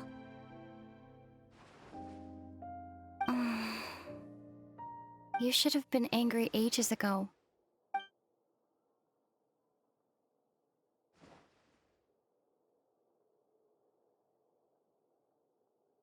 Huh? Oh, you're back! How's everything? That's wonderful news! Great! We weren't locked up for nothing! When you went to wake up Nahida, Paimon was listening for any sounds outside. You were out for a long time. There are fewer and fewer scholars going about now. You think everyone's done with their Nya Garbaha day stuff? Yep, so that means our next act is Nilou's performance!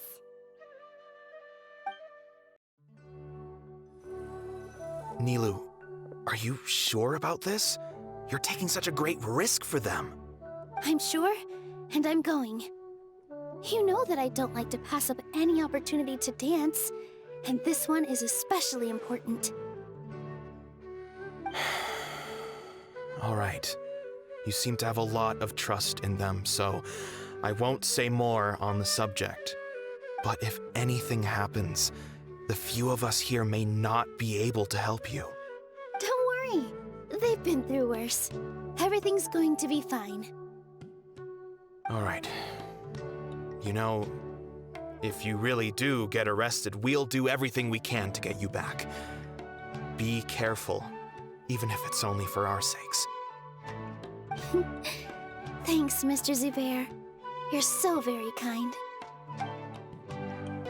Nilu, how's it going? Nervous? Definitely more than usual. But it's because I'm worried I won't dance well enough. It's okay. Just focus on your performance. We'll take care of everything else. You sure know how to talk. Taking all the credit, even though we came here together to help out. Well, thank you both. I'll have to treat you to a meal after all this ends. I really, really appreciate all of your help. Ooh, that sounds great. Ah, how can we say no to that? All right, let's get back to business. Nilu, we'll be here to keep people from going to the Akademiya so they don't interrupt your performance.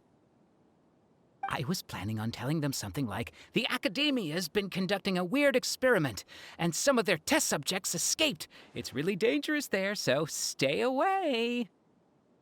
Oh, you couldn't think of anything better? Oh well, I guess it does sound like something the Akademiya would do. I think it sounds great. I'm counting on you guys. Don't worry, it'll be a piece of cake. Hey, Nilu! Sorry, it's great to see you, but I'm really busy right now. Our Bait People Away with Yalda Candies plan is working beautifully. Do you want some candy? We have more than we can give out. Vihar, thank you so much for doing all of this. And even dressed up as the Knight of Flowers, no less. I'll pass on the candy, though. I cut back on sweets in the period leading up to a performance, and I'm about to start one. You have a point. The stage is cleared and everything's ready, so you can start your performance at any time. Yeah, thanks to you. I'm really grateful. All right, time to hit the stage. You're welcome. The honor's all mine, since I'll have such a great view of the show.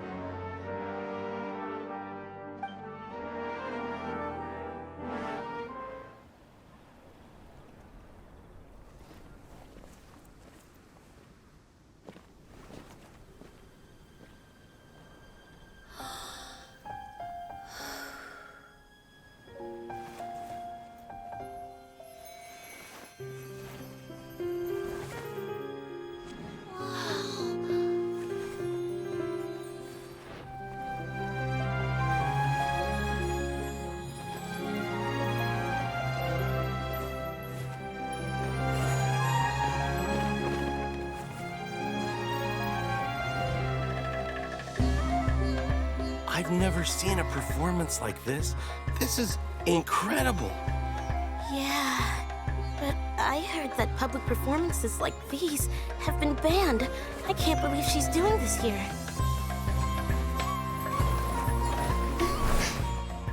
Grand Sage, there's some commotion outside. How uninteresting. Issue the new Prohibition Act from the Akasha to the guards. They'll know what to do. Do you think we should, like, stop her? Let's just watch for a little bit longer.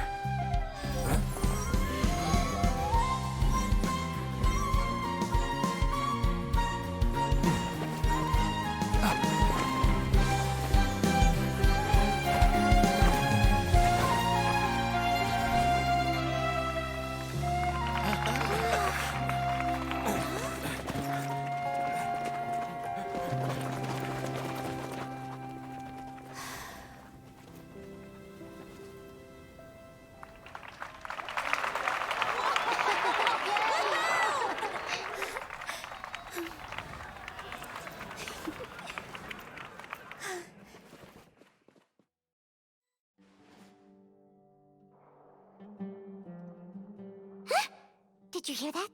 It sounds like a lot of guards just ran by. Does this mean the plan has moved on to the next stage? Yep. It's great that everything seems to be going well. Come to think of it, when did Alhaitham replace the knowledge capsule that was about to be entered into the Akasha? Oh, so that's when he did it! Paimon was too nervous to notice. Speaking of, didn't Al-Haytham also yoink the divine knowledge capsule from that mercenary leader in Port Ormos when everyone else was distracted? It's a time-tested trick of his. Why are we complimenting him? Yeah, he's smart and all, but he still makes Paimon's blood boil. Let's review our plan for this stage again. It's not like we have anything else to do right now anyway, and it'll help us feel more confident. Paimon remembers that Nilou's task was supposed to go a bit like this. Now that Lesser Lord Kusanali's consciousness has been forcefully sealed, the core figures of the Akademiya and their guards have started to wear their Akasha terminals again. With the Doctor's technological support, they think they have nothing to fear. How despicable of them to rely on such a person. But this is also our chance. I was originally asked to draft the knowledge capsule for the Artistic Performances Prohibition Act when I was still at the Akademiya.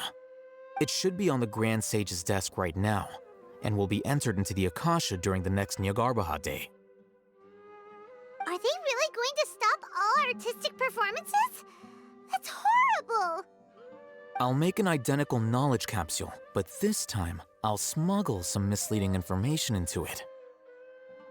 We only need to find an opportunity to switch the capsules. Once it's been entered into the Akasha on Nyargarbaha Day, if someone were to be seen performing in public, the sages would definitely use that opportunity to announce the ban, and so the misleading information will be disseminated amongst the guards. Sure sounds complicated, but it seems like if everything goes well, we'll be able to get rid of all the guards in the Akademiya without any effort. That's pretty clever, getting right into their heads. I just have one question.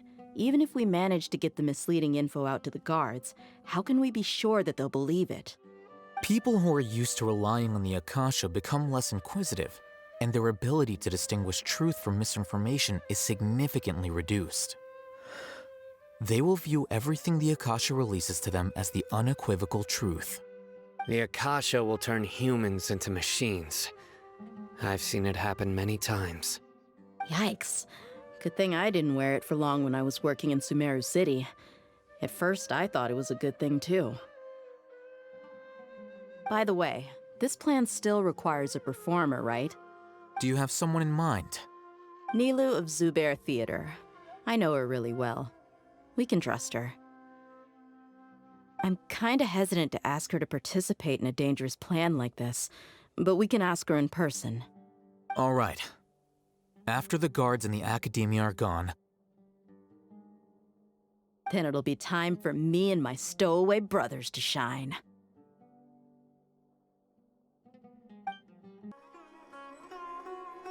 Here they come. Did you see that, Raman? They came out from the Akademiya in droves.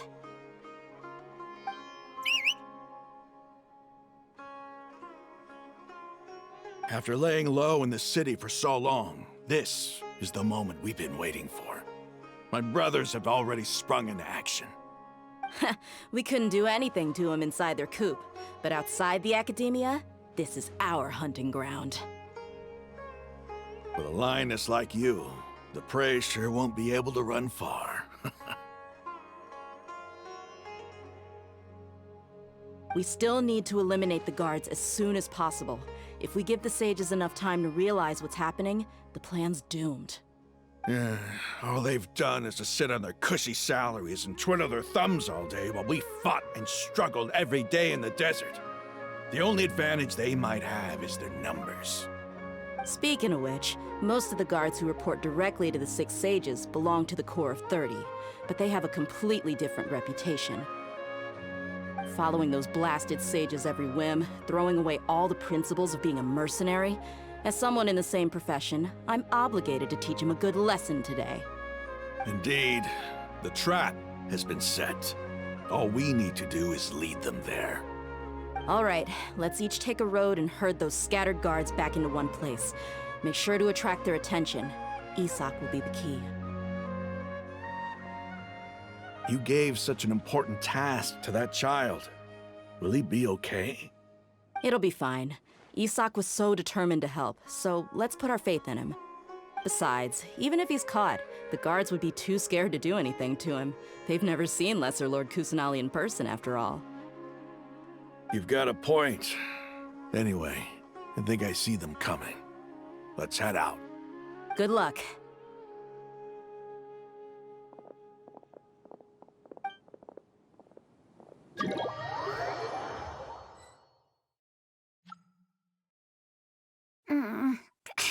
This outfit. Hey, do you remember what you need to do, Isak? When the guards get here, you'll pretend to be Lesser Lord Kusanali and run away from them. Oh, yeah, I remember. Of course I do. I'm just a little nervous. Relax. Don't think about getting caught. Even if that happens, we won't leave you behind. You only need to think about getting the guards' attention and leading them to the Grand Bazaar. Leave the rest to us. Okay, got it. I'm here to pay back Lesser Lord Kusanali for helping Grandpa. I won't get cold feet. Hey, they're here. I can see the Akademiya guards.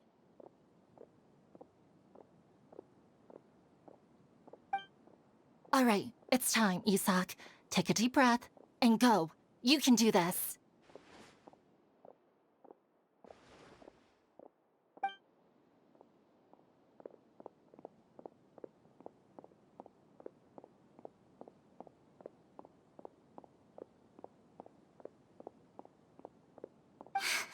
Why is there a guard over there? Did he already run ahead of me? This is different from our plan. But there's no time. I need to make a choice.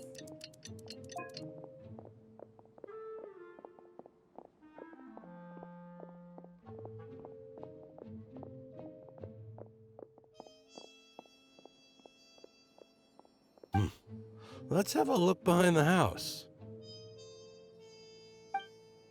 What should I do next? Huh. Looks like nothing's here. A wasted time. Luckily, he didn't check behind the tree. What should I do next? The guard looks alert. What should I do next? Hey, stop! I saw you. Don't try to run.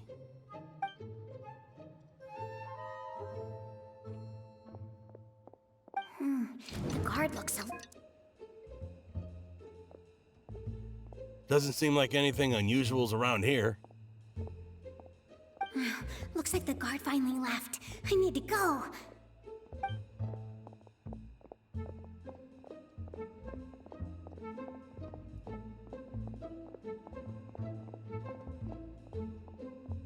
Hey!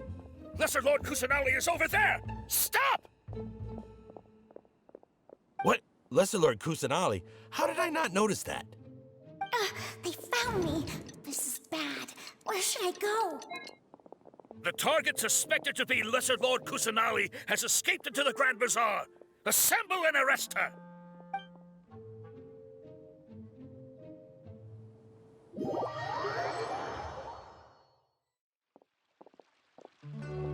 Where did she go? How did she disappear? Did we lose her? Hurry up and find her! Hey, why is your team here? Didn't we say to split up our search? Hurry! Hurry! This place is... Why are you all here? Yeah, isn't it one heck of a coincidence? Everybody's here. What on earth is going on? I suppose that's all of you? Who are you? Did you set us up? What are you planning? Phew, that was rough. I almost got caught. Little brat! So you're not actually Lesser Lord Kusanali. Who exactly are you all? Eremites from the desert?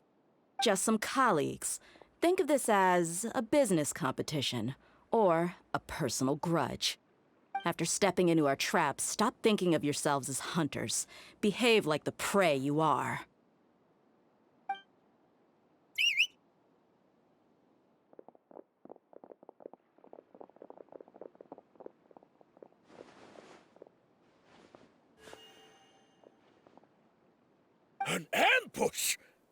How's that possible? This is Sumeru City, but mercenaries from the desert somehow ambushed us! You've spent all your time hiding away in the Akademiya. This place has long since become our hunting ground. Brace yourselves!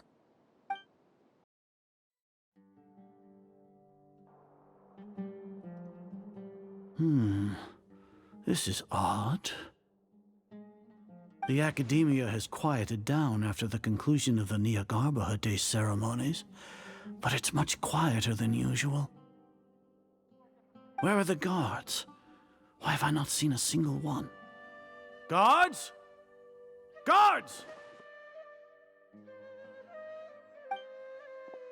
Grand Sage, how may I be of assistance? I called for the guards. Why did you come? My apologies, Grand Sage. Right now, all Akademiya guards have entered the city to perform the ordered arrest. I thought you knew. Arrest? Who is there to arrest? I have an ominous feeling. Arrest Lesser Lord Kusanali, right? Is that not what the order was? Lesser Lord Kusanali? You mean she has disappeared? Yes. I wouldn't dare make up something like that. Right now, everyone is in a panic, and many are saying that Lesser Lord Kusanali will take revenge on us. What happened? Just what is going on? Lesser Lord Kusanali somehow escaped? Was it Alhaitham and his party that freed her? That's impossible. The Akademiya is heavily guarded today, and any order to release Lesser Lord Kusanali would be strictly confidential. Besides, Alhaitham and the Traveler are already in our hands. What manner of trickery did they employ? How could Lesser Lord Kusanali disappear into thin air? Disappear? Wait. How was the arrest order distributed to the guards? It was issued by the Akasha earlier today. Only you have the authority to send messages like that, so I thought it was your order. Let me check.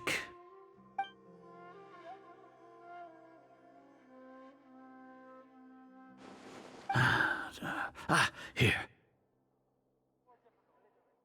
Lesser Lord Kusanali has escaped from the sanctuary of Suristhana.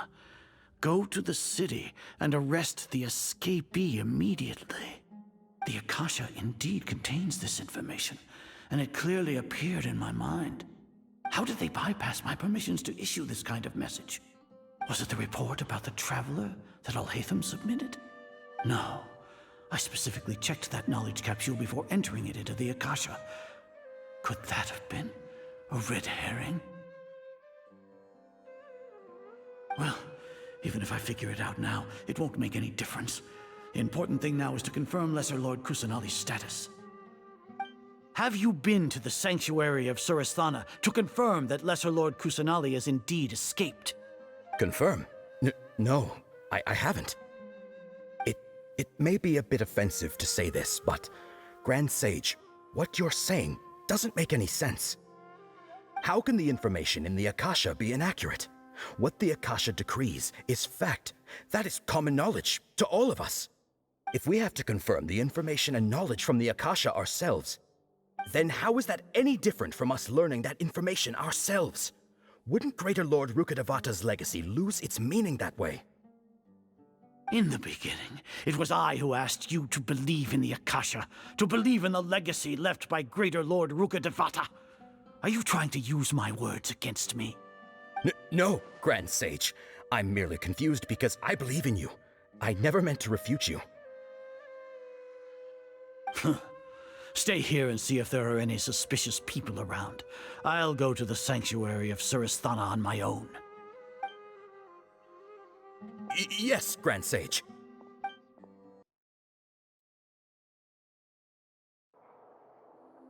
Lesser Lord Kusanali has escaped from the sanctuary of Suristhana. Go to the city and arrest the escapee immediately. How can that be? Stop thinking about it. Stop. It must be a trick of theirs. As long as I personally confirm it. Ah! Impossible. That's impossible. There must be something wrong with my eyes.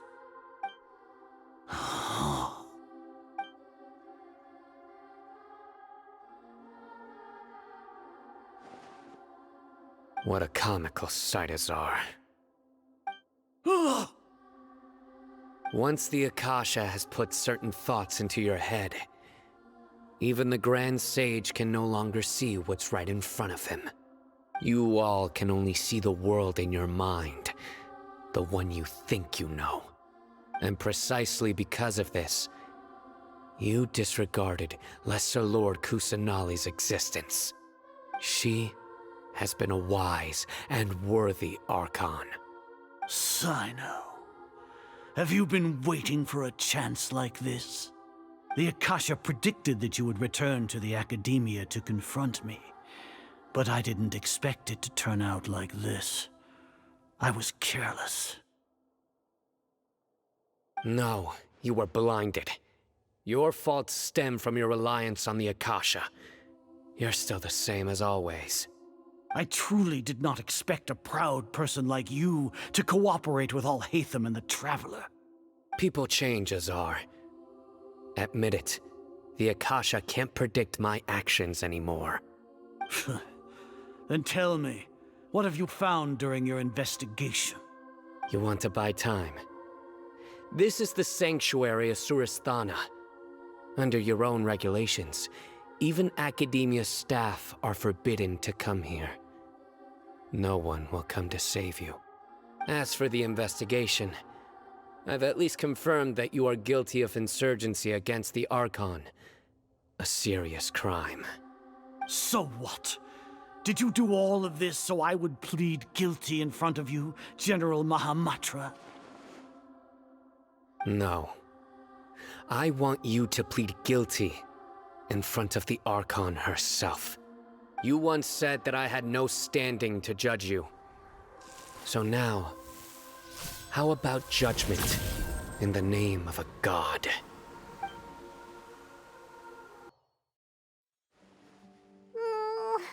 How long do we have to wait? Paimon wants to know how things are going out there. Paimon hasn't heard any sounds outside for a while. Hopefully something bad didn't happen. Yeah, but aren't you scared that we might be locked up in here for the rest of our lives? Thinking about it, at least Paimon has you. We could still chat like this. When Paimon thinks of Nahida being imprisoned alone in the sanctuary of Surasthana, Paimon can't help but feel sorry for her.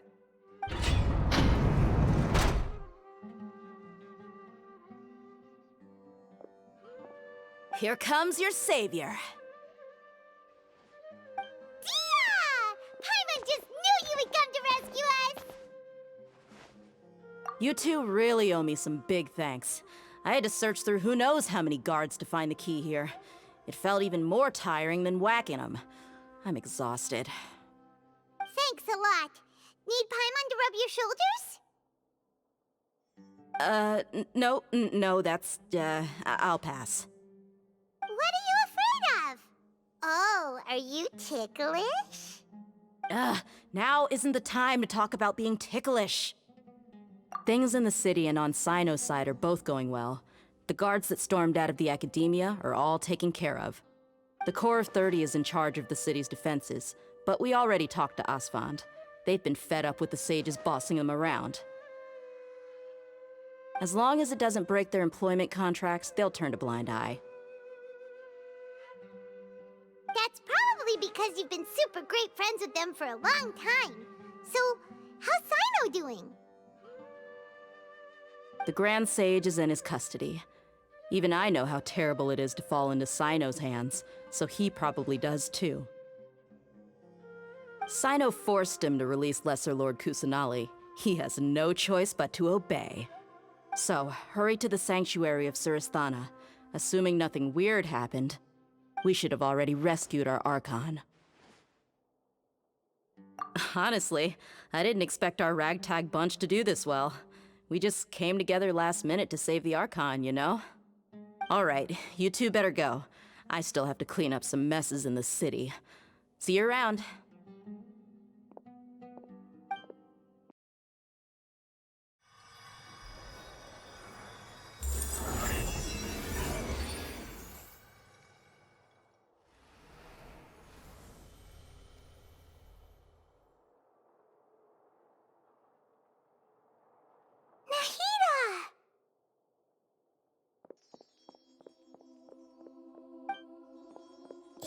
They say it's nice to meet you. This is the first time we've met in real life. Before, we've only met in dreams, consciousness, or when I was in someone else's body. Thank you so much for coming to rescue me, but I also need to apologize. During this time, I did some self-reflection. My sense of inferiority and yielding to the Akademiya led to all of this, and created so much trouble for you all. Exactly! We're here because you're a good Archon and one of our friends! Thanks, you too. Amazing. So this is how it feels to walk out of that cage with my own body. It's like I just had an endlessly long dream. I can't even tell if I just woke up or was only now born into this world. My concept of self has become so clear. But now doesn't seem to be the time to indulge in this feeling. This is really embarrassing. You all just rescued an Archon, and now she needs your help to save her country, and even the entire world. It's okay. With you here, Paimon's sure that everything will work out. There's one more thing. What is it? For all the things the Akademiya did to me, and for all the folly it committed in the name of wisdom, as their Archon, I will make them pay. Ah! Wow! That's the spirit! You're finally standing up for yourself and not letting people walk all over you! I understand now. To be a better Archon, I first need to better myself. If you haven't even figured out how to be a caterpillar, how can you be a butterfly? Yes, true. That reminds me. I wonder how far along the Akademiya is with their god creation plan. We need to hurry and prevent the birth of that false god. I need to make some preparations. Since I'm now free, I can establish a direct link to the Akasha and control it. First things first, I need to remove the restrictions that the doctor put on me in the Akasha. After that, I'll make some adjustments and revoke the sage's permissions. The Akasha will then be like how it originally was, only operable by the Archon. After all, the Akademiya betrayed Greater Lord Rukkhadevata's trust. This might take some time. In the meantime, you should also work on your own preparations. If we don't stop the god creation plan in time, we'll be in for a tough fight. How's it going, Nahida? I'm done with the parts that needed my involvement to complete. Although it's my first time working with the Akasha like this, its internal structure and operation procedures are easy for me to understand. Greater Lord Rukkhadevata's design is truly brilliant. Oh, also, this is for you. Huh? What's this little floaty thingy? It's a small device I put together just now. You can think of it as an upgraded Akasha terminal. You may not need it right now, but it should be helpful in certain situations. Wait! This thing has the same characteristics as Paimon! We're both small things that float! Oh, all the things that make Paimon special got copied! When Paimon appears with the Traveler from now on, people won't remember Paimon because she isn't unique anymore! It's alright, Paimon. It can't replace you. It's only a flying device, but you're the Traveler's irreplaceable friend. You're so good at comforting people, Nahida. If only the Traveler was as smart as you. I was simply telling you what I feel to be the truth. I wasn't trying to comfort you. Nahida, you're natural at this. What you just said made Paimon even happier. By the way, there's something I need to confess. Even though I'm the Archon and in control of myself again, I'm not very good at fighting. You may have heard that an Archon's power is derived from their people's faith. However, I'm not as well loved as Greater Lord Rukkhadevata. If we get into a situation where combat is our only option, I'll have to count on you, and I'll do my best to provide support. I'm glad I can rely on you. So the God of Wisdom isn't good at fighting? That actually sounds about right. I've located where the false god is. Time is of the essence, so let's get to it. What is this place? Is this really the way we need to go? Wow.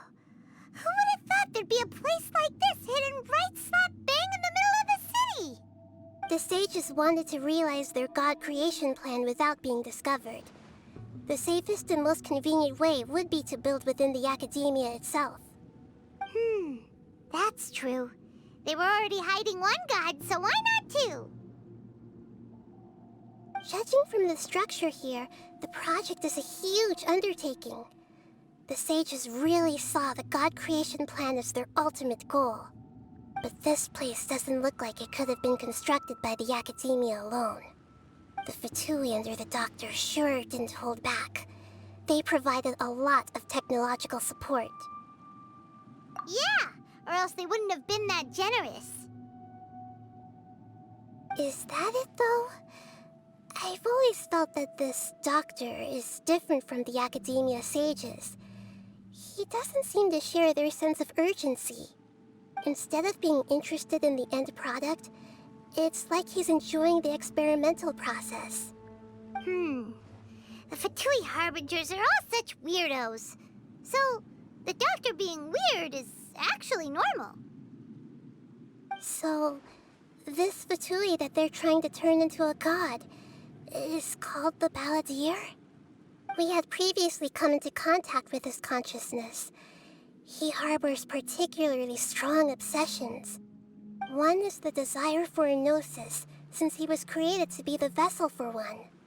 The other obsession is probably related to his past. I can't quite explain it. Paimon knows that he was a prototype puppet for the Raiden Shogun before he became a Fatui Harbinger. That's why he wants a gnosis so badly. There's no way he'd willingly be a test subject. Now with that temper and ego of his.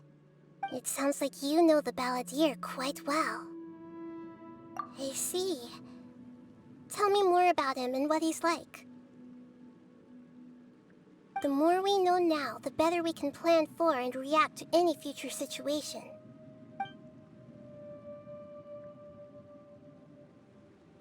I see. How fascinating. Alright, time to go. Let's get through here and meet him in person.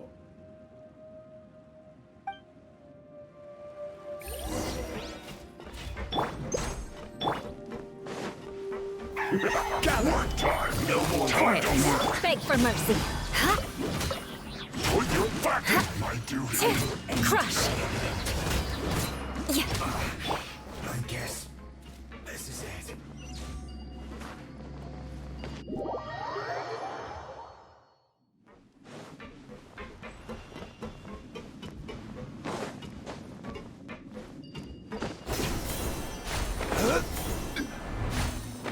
It looks like we can climb up these pipes.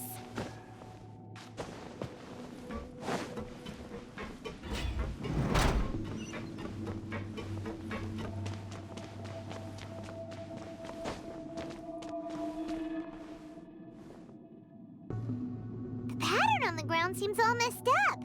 Let's go around and see if there's a way to fix it.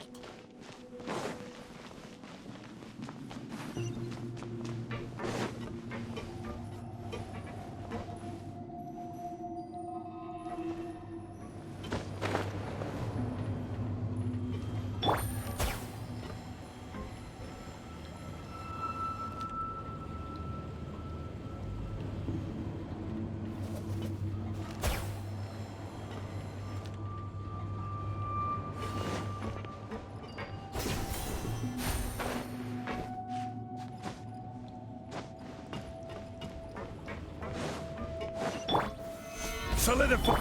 Gotcha. Busted. Shudder. This isn't good.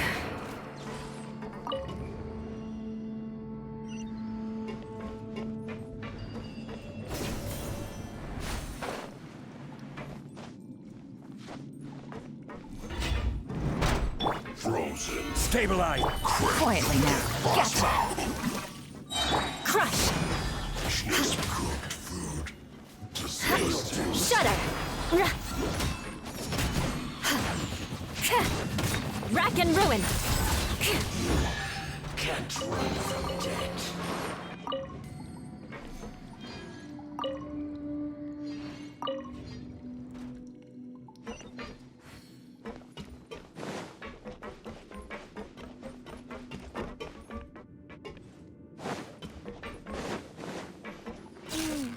The cart is stuck.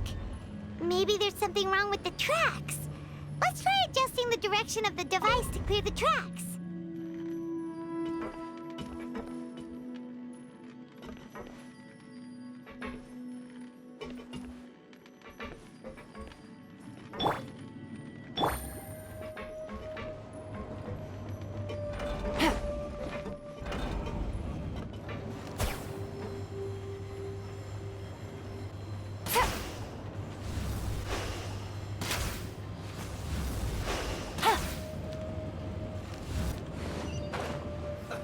Let's move.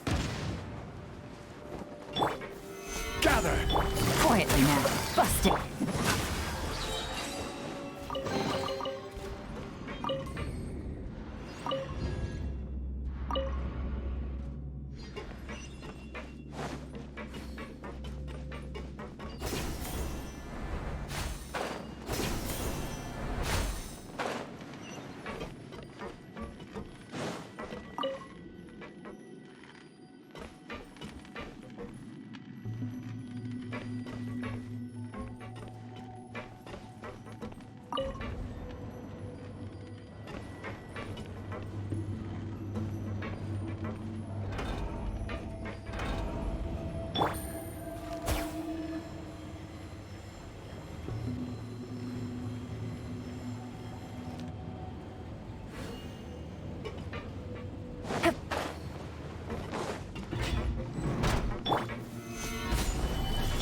Let's begin.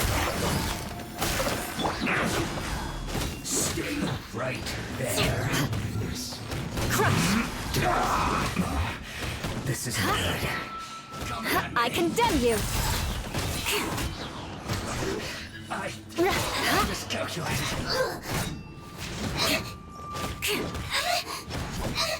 Shudder.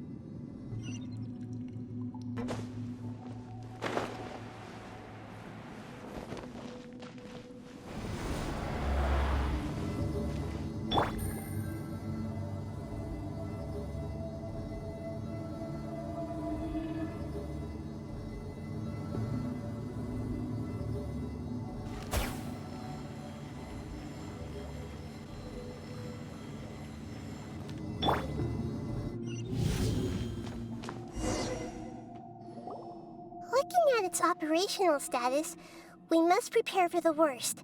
The god they wanted to create is likely close to completion or already completed. Oh no! What should we do? Paimon can't imagine how hard it would be to fight against a Fatui Harbinger with a Gnosis! Are you nervous, Paimon? If you really want to know, of course Paimon's nervous! Aren't you too, Nahida? Yes, I am. This is probably the first time I faced with a calamity of this degree since my birth. I feel not just nervous, but curious as well. Curious? Curious about what? curious about her fate. To me, everything we perceive in this world, everything we learn, and everything that happens to us is considered knowledge. And if it's a form of knowledge, then it can be understood. However, only fate is about that which has yet to occur, so it has always drawn my curiosity. So to me, fate is the ultimate knowledge. That's also why I love observing humans and all the things that happen to them. It all brings me great satisfaction. And now, at long last, I'm not just an observer anymore. I will personally experience my own fate with you by my side. Isn't this such a wonderfully exciting thing? Ah, so that's what you mean. Paimon thinks she understands what you're feeling. Agreed. Okay, let's continue on. I can sense his aura from here.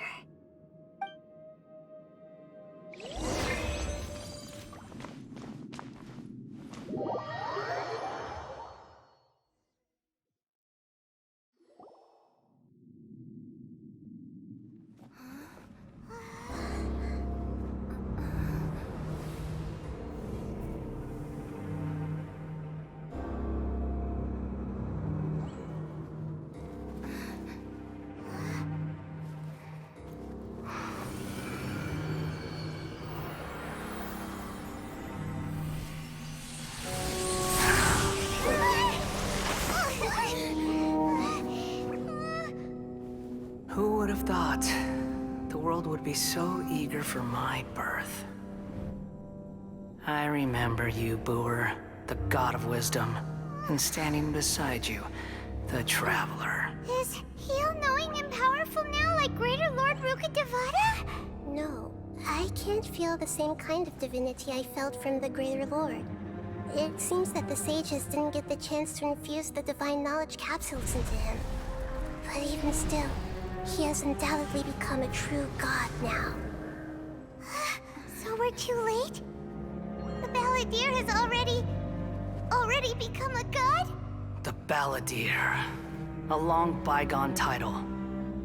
When my spirit ascended to divinity, I felt as if I had existed for the same number of epochs as heaven and earth. Looking back, the existence of what once called itself Kunikazushi appears infinitely small and ugly.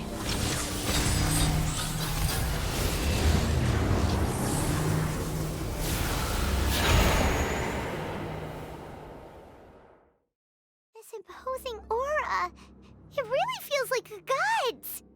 A body that capitalizes on the Balladeer's original construction as a mechanical puppet, with the Gnosis serving as a constant power supply. How much effort and resources did the sages put into this? From a purely technological perspective, it's a commendable achievement indeed. It's no exaggeration to say, this is the culmination of human wisdom. You sure are something! Dishing out compliments at a time like this? But I don't think he's reached the spiritual height of a god. Strife is engraved upon every god and every gnosis brought forth into this world. Can you feel it? The exhilaration of such power, and the thrill of anticipation for our contention. Nahida wouldn't feel the same things as you! Do you not realize that you are interrupting a conversation between gods? Lowly creature, know your place! The strife engraved upon a Gnosis. You're talking about the Archon War. Tevat's current peace was not easily won. I didn't personally participate in the Archon War, but the way I see it, all those losses were meaningless, driven by the demands of the laws. There's no point in bringing it up again. Is that so? Yet I am deeply disappointed that I was never allowed the fortuity to personally participate in the Archon War. This is a first. Encountering a god in this world who does not crave power. No wonder your own people have abandoned you, God of Wisdom. Your judgment is as your existence, unsubstantial. This is where everything ends, Booer, the God of Wisdom. You should know that wisdom cannot solve every problem. Like now, where your only option is to face me in combat.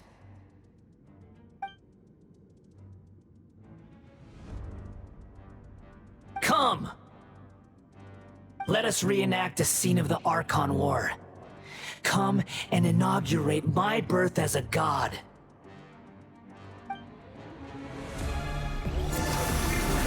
Solidify! Game's up. Time's over. Quietly now. Gotcha. Eat this! Boba, get... Crush. Freeze to the core. Insignificant pest!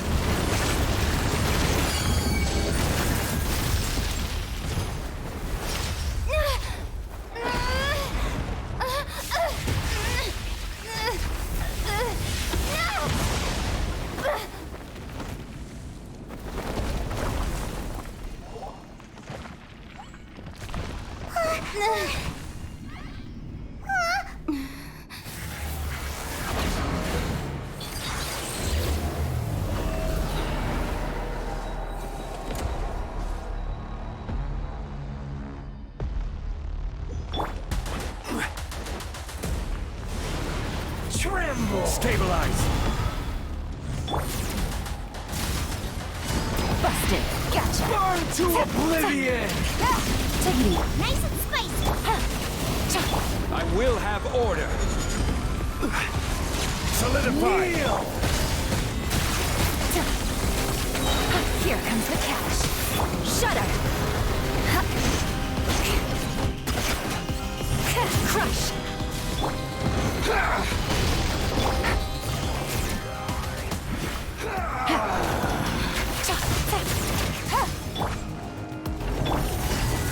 Busted. Boba, get them! Shudder.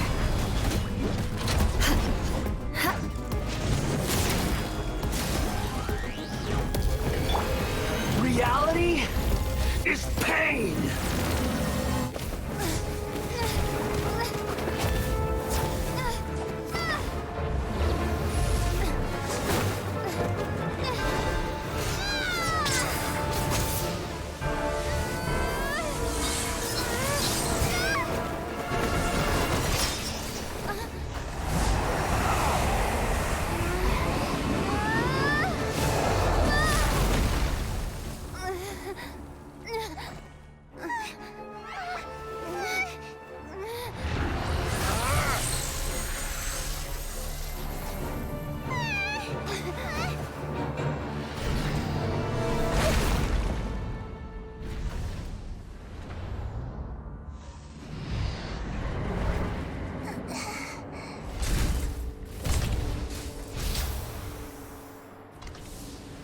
This is supposed to be a battle between gods, yet you choose to hide behind a mortal.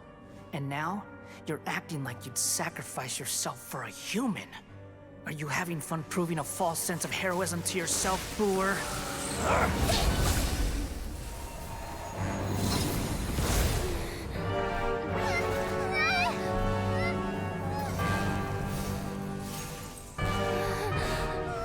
The data collection is almost complete. Do you even know how many times you've tried to take my gnosis from me?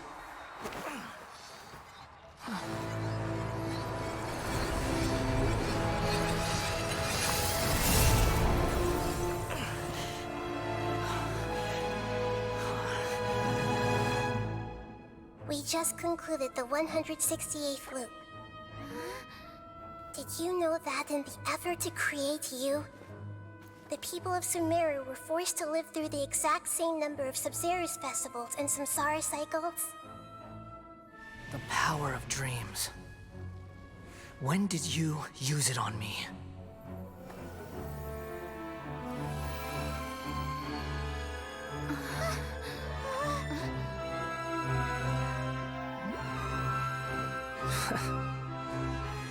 You can't even defeat me in a dream. What do you hope to achieve with this little trick? Come, Traveler. Just like before. Allow me to awaken the memories in your dreams. All that battle experience! It's more than that. Compile everyone's wisdom in the name of the Archon. That is the original function of the Akasha. I've sent everything that happened just now to the people of Sumeru in the form of knowledge. I've asked them to help you find a way to defeat the false god.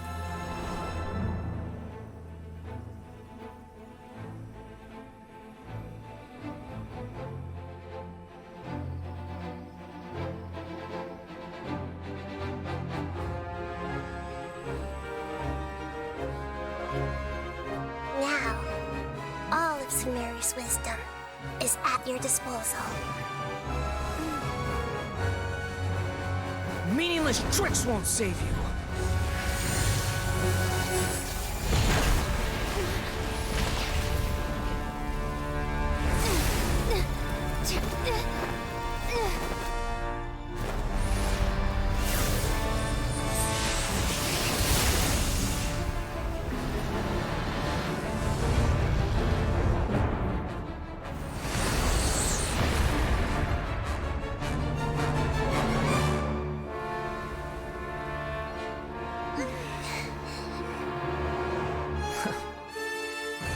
Are you done with your tricks? Can I finally take this as a real battle between gods? I'll leave this to you, the first sage of Boor.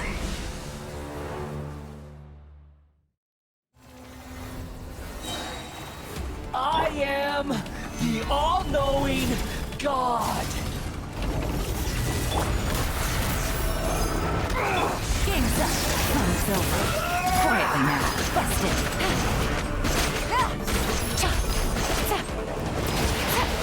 Burn to oblivion!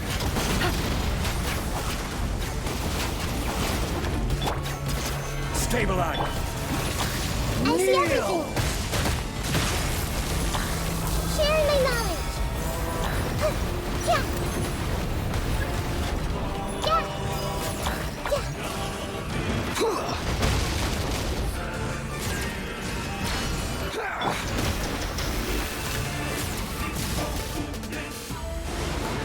Tremble! Out of the frying pan, into the fire! Reality is pain! Take it easy. Gather!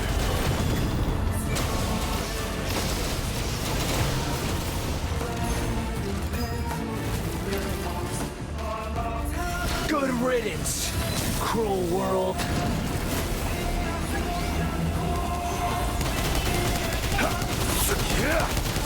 Nice and spicy!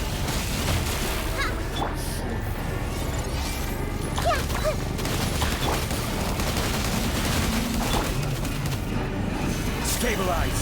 This is order!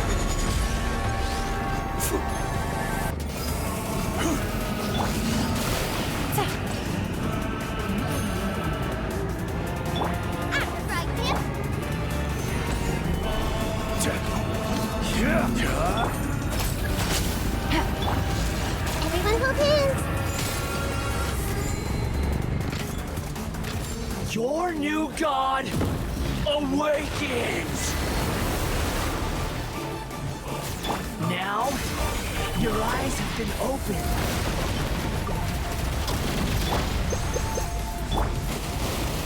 You filth! Gather! Nice and spicy! Kneel! Crush! Beg for mercy.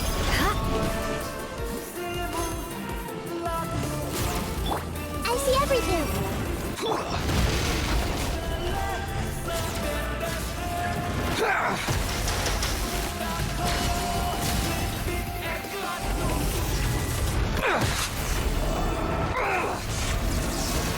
Quietly now. Busted.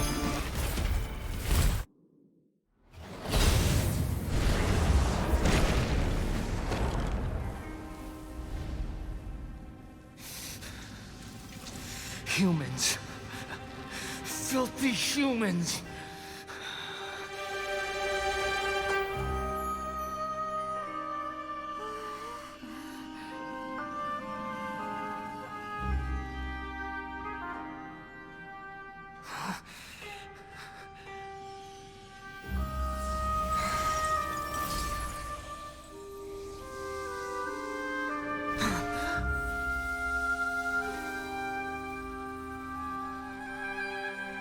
No!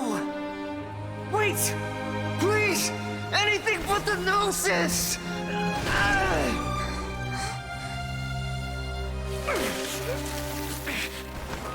That's mine!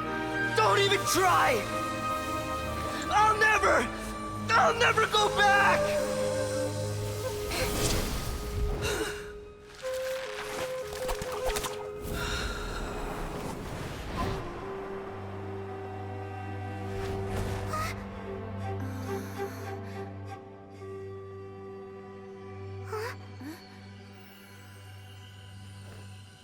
We haven't yet found the answer to the most important mystery. Irminsul is still waiting to be saved. With the power of another Gnosis, we may now finally understand the last memory of Greater Lord Rukkhadevata.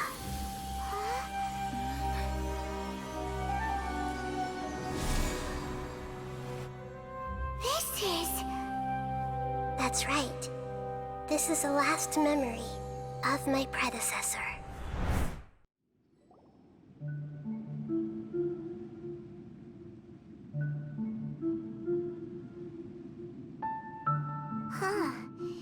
This sure seems very different from what Paimon imagined.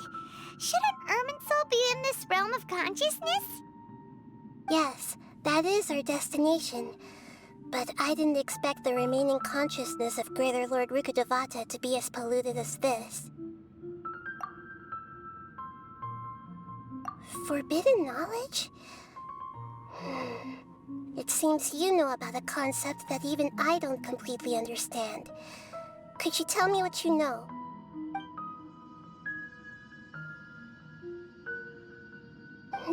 Your inference seems logical enough.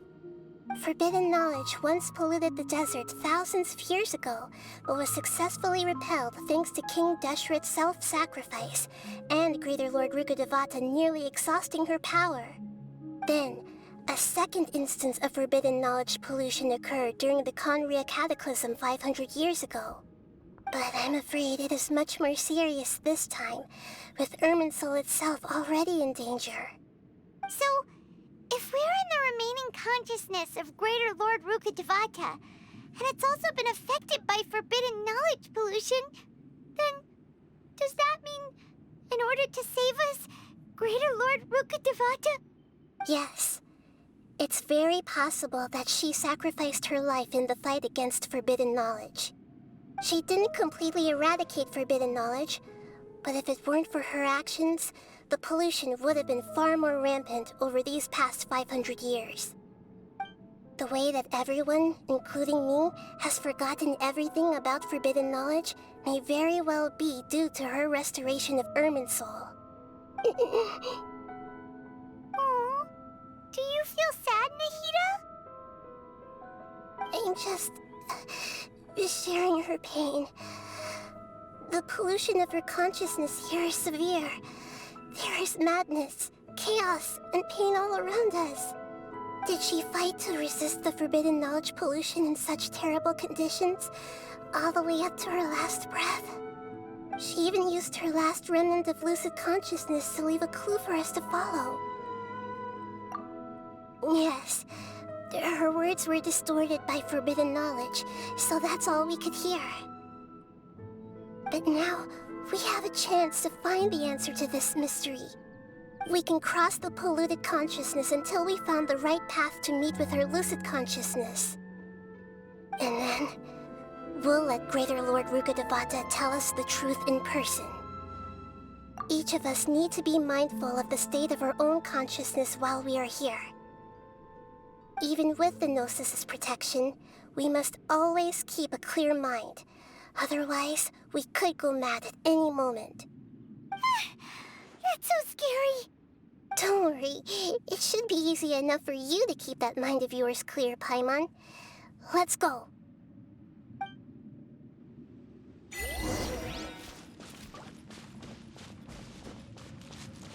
Are we?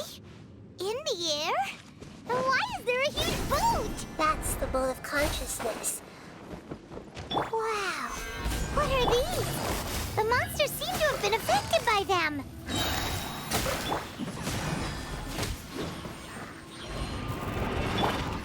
Order guide you. Solidify. Busted. Beg for mercy.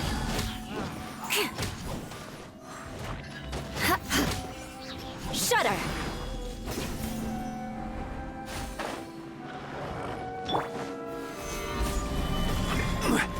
Things are about to get dicey. Quietly now. Busted.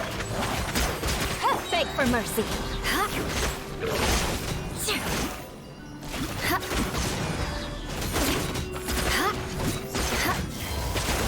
Look!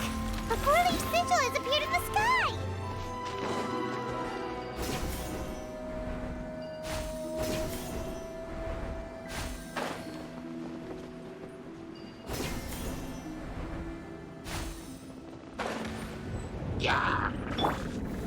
Stabilize. Gotcha. Shudder.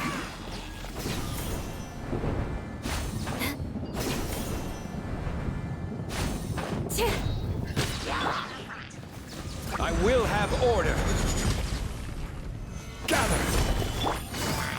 Quietly now. Beg for mercy. Crush. Here comes the cash. Gotcha.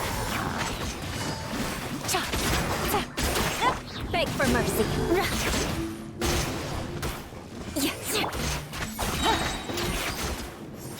To control the boat of consciousness, we need to find the helm first.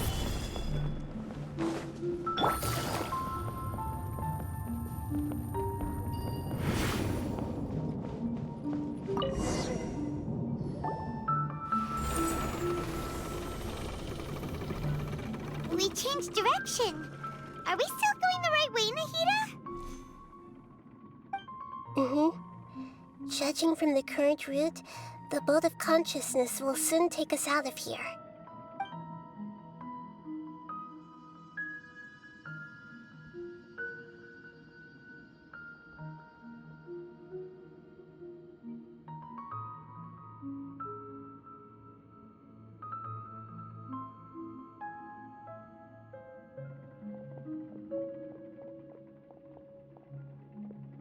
We'll be arriving at our destination soon.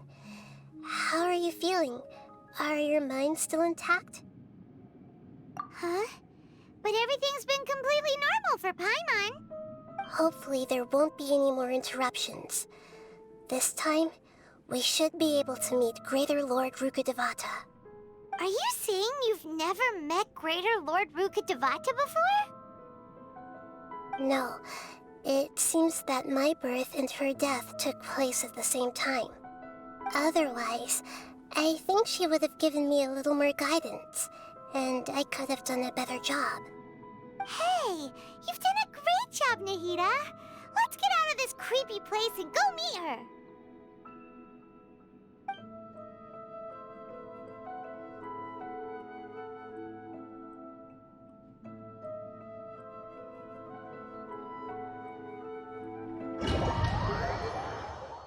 So, is this the place you were talking about?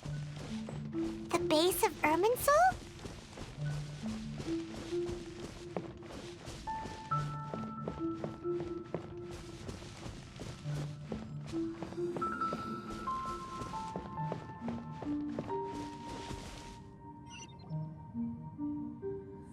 Well, this is the place.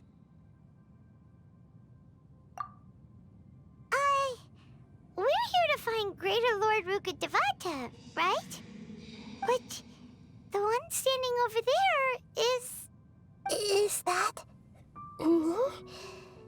She looks exactly like me. Are you Greater Lord Rukkhadevata? Yes, that's me. Are you surprised by my appearance? Irminsul and the surrounding lands have been reproduced here as they were years ago.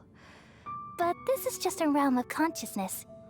We are manifestations of the same nature. Hence why we would appear exactly the same. We're of the same nature? Why? Because you are me, and I am you. You are me in the new samsara. The new samsara? As Greater Lord Rukkhadevata, I'm the avatar of Irminsul, and you are the purest branch snapped from Irminsul. Imagine it this way. Even if a tree dies, its branches will eventually take root and grow, continuing the tree's life in another form. I'm merely the remaining consciousness of Greater Lord Rukkhadevata. The real me has presumably died a long time ago.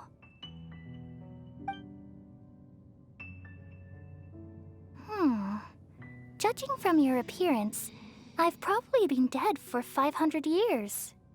But you're finally here. My new self in the samsara. If this is true, then am I going to be a great Archon like you someday? Though we share the same nature, our fates are bound to be different.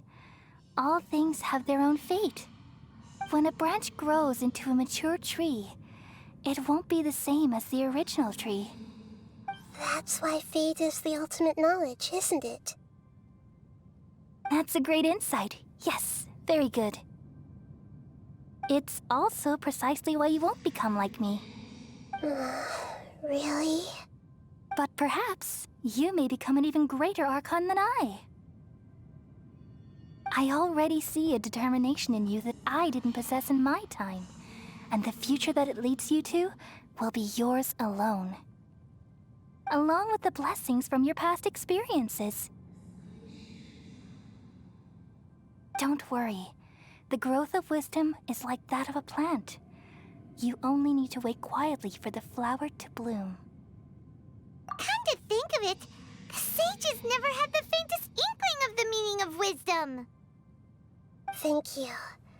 Nothing makes me happier than discovering that the Archon I always admired was in fact myself in another fate. It's so nice to speak with you, Greater Lord Rukkhadevata. I've always wanted to meet you. The feeling is mutual. From the moment I snapped the branch off Irminsul and created you, I've also looked forward to talking with you. Could you tell me why you wanted to create me?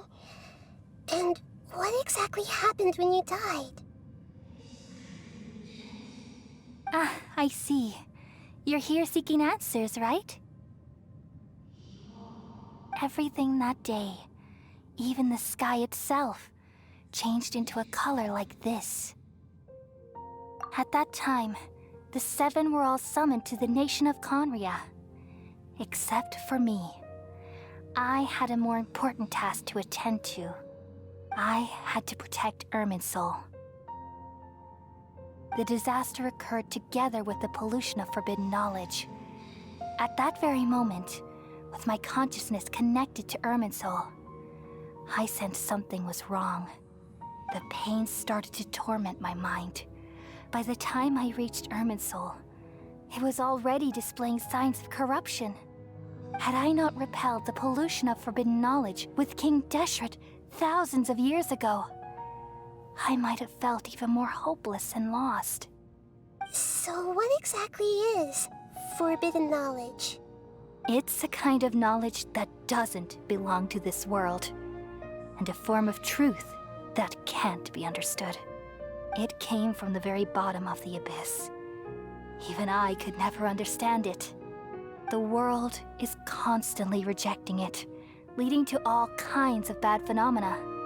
If we allow forbidden knowledge to pollute Irminsul, I'm afraid the entirety of Tevat could fall apart.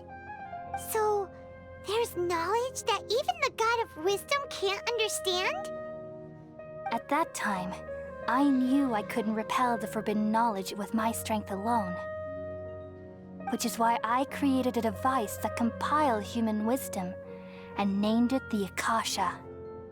It's truly the world's most amazing invention. Thank you. For a long time, I thought dreams were the fruit of human wisdom. Though it was selfish to do so, I borrowed people's dreams using the Akasha. Then I compiled their wisdom and all of my own power. Well, did it work?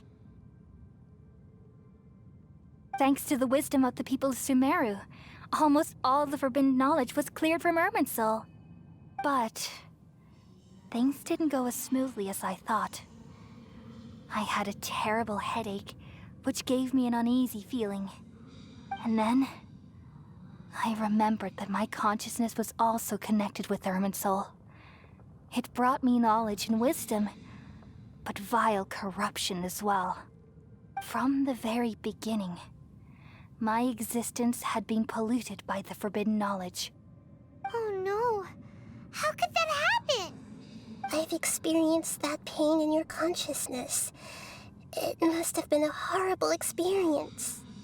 Yes, but my feelings weren't important. The important thing was that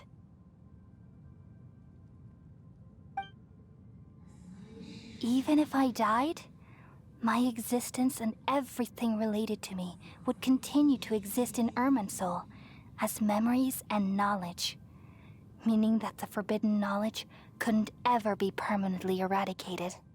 And there's no way for me to eliminate myself. It would be a sort of paradox. So, I took the purest branch of Irminsul as my incarnation in the next samsara, and left a trail of clues, all in hopes that you would come here and remove me and my pollution from Irminsul forever. Wait, no, I can't. So you realize what that implies? You are very smart indeed. Irminsul has all the knowledge and memories of this world. And as you've realized just now, removing me from Irminsul means I essentially will never have existed in this world. But this is the only way to save Irminsul. People love you so much, and they've missed you so much over the past 500 years. I am exactly the same. So how can we just forget you like this? Is there really no other way? There must be something else I can do. You're the god of wisdom, Boer. You should know that there is no other way. But this is so cruel. I don't want to forget you. No need to feel so sad, Boer. As someone who delights in wisdom, you should feel joy at finally finding the answer. These are the words in their entirety. The answer you've been seeking all along. Let the world completely forget me. We all nestle under the great tree of wisdom, peering out to perceive the world.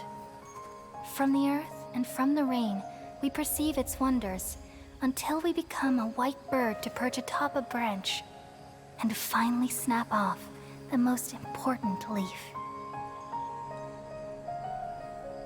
Once upon a time, I alone dreamed in this world.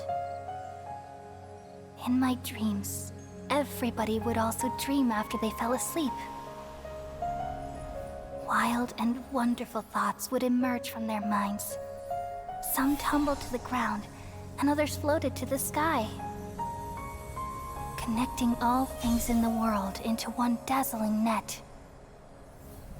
Among a plethora of worlds were numerous smaller worlds, all of fate, finding within the tapestry their brilliant glow.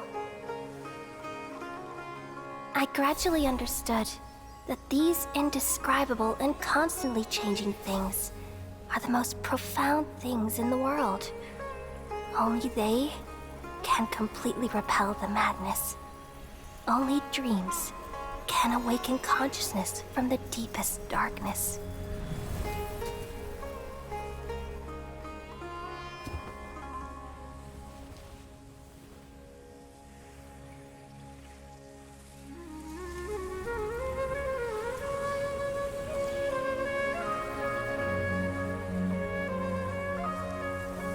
I'm the one who posed this question, yet also the one who sought a solution. Saving the world with the dreams of the people used to be my answer. And now, you've also found your own answer, and I shall return all the dreams to the people.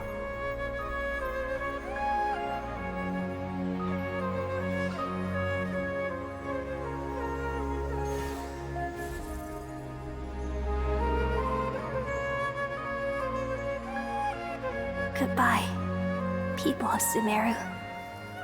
May you be blessed tonight with the sweetest of dreams.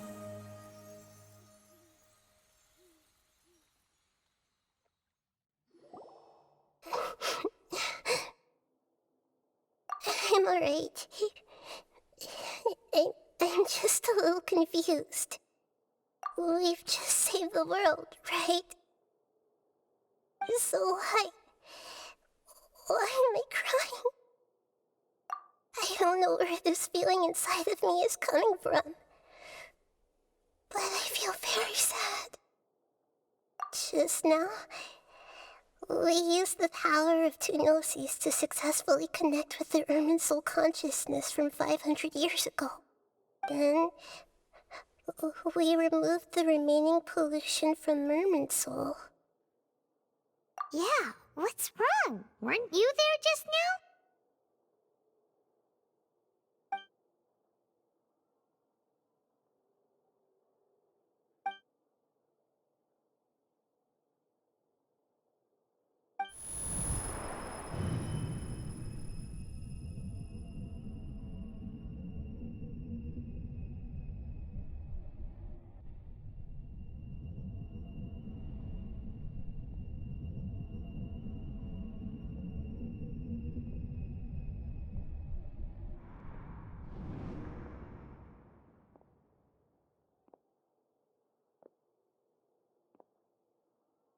Huh? That sound. Traveler! Paimon! I've been waiting here far too long. But finally I have the chance to be alone with you. All the precious time I wasted has finally paid off. The doctor! What have you done? Just a type of sound wave that can quickly put defenseless people into a dream. As I expected, it doesn't have any effect on gods. This is the only thing of interest I found among the sage's research. I thought I'd take it for a little spin. Don't worry. I know you would never forgive me if I actually killed them. I'm here to negotiate with you. Naturally, I won't do anything dangerous that could potentially damage our relationship. Negotiate with me? I heard you had already left Sumeru. Why are you here again now? I left Sumeru, but I also stayed in Sumeru. Even the God of Wisdom is restricted by the habits of cognition. How disappointing. You mean there are many different versions of you in this world? An astute guess. Even the same individual will have different cognitions at different ages. A long time ago, I made a major decision in hopes of preserving all my perspectives of how I observe the world. Observation is the first step of any experiment, but observing the current world doesn't satisfy me. It lacks an important dimension. That of time. So I saved segments of all my ages and made them into independent individuals. That's all there is to it. Indulge me. How does the God of Wisdom find my method of seeking knowledge?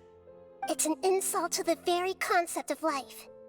Life inherently has many rules and restrictions, each with its own significance and reason to exist. They can't be broken on a whim. Good. Amazing, even.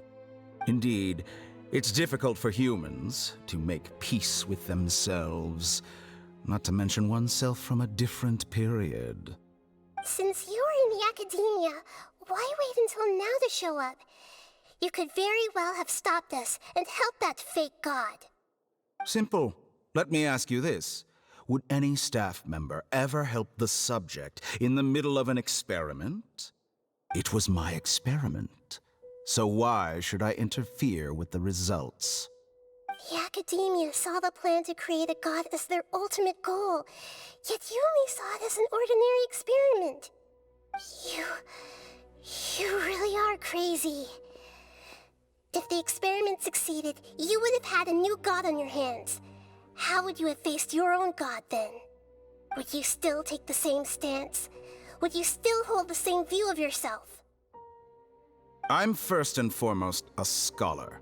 These results should be left to the judgment of the hypothetical me confronted with that outcome. But you're right. And that's exactly why I'm disappointed with the conclusion of this experiment. As an individual, you don't have any sense of belonging. You seem to have even fewer convictions than a typical scholar. Oh no, I certainly have my own convictions. They just don't fit your standards, that's all. All right, that's enough conversation for today.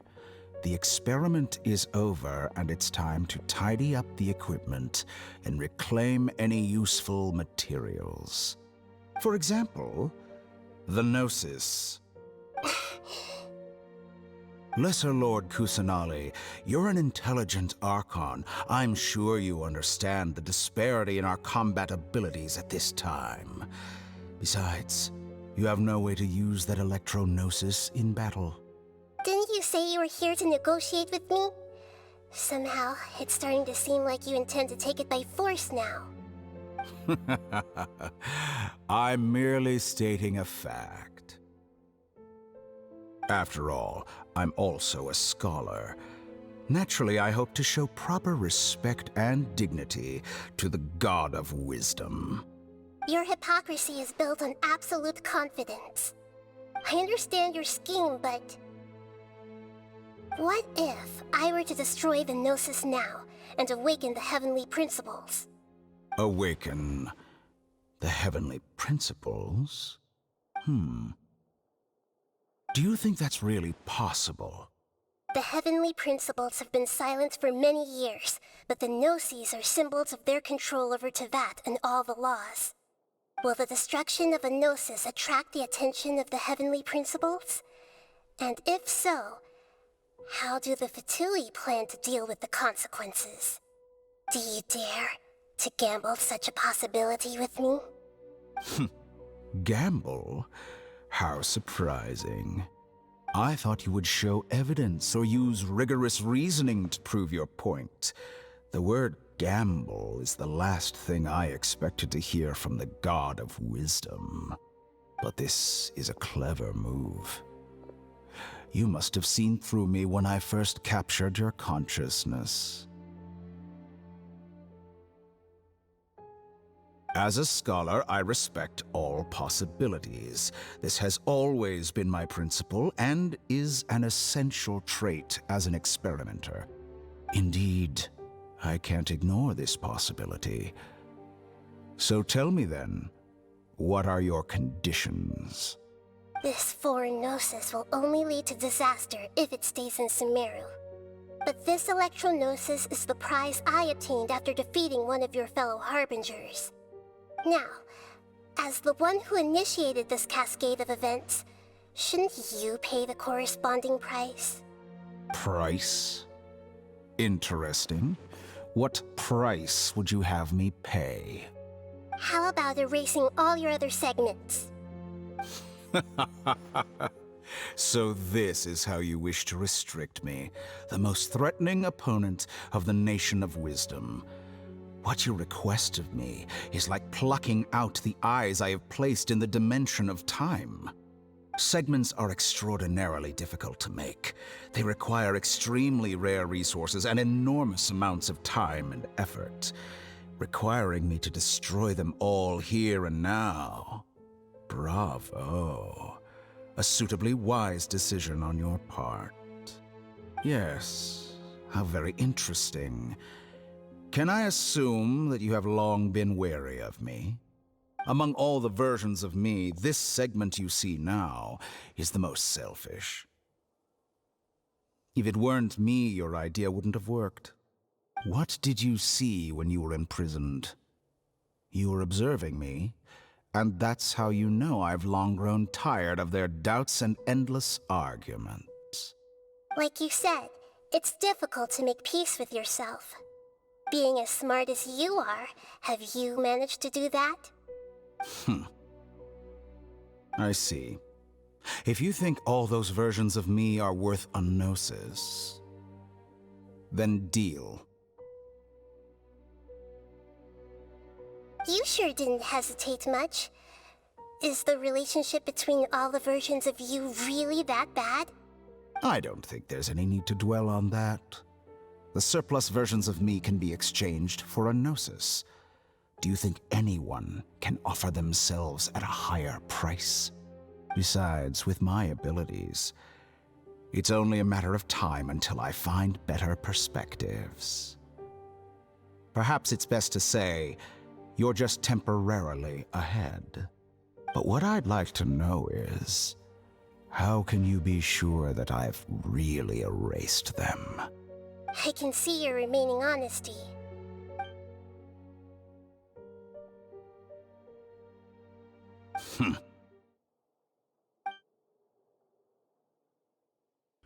What a ridiculous decision! You can't be serious!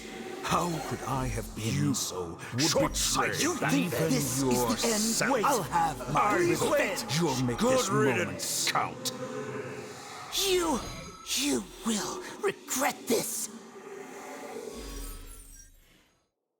Well, have you confirmed that it's complete? Here, take it. The future of Sumeru City will be in my hands alone.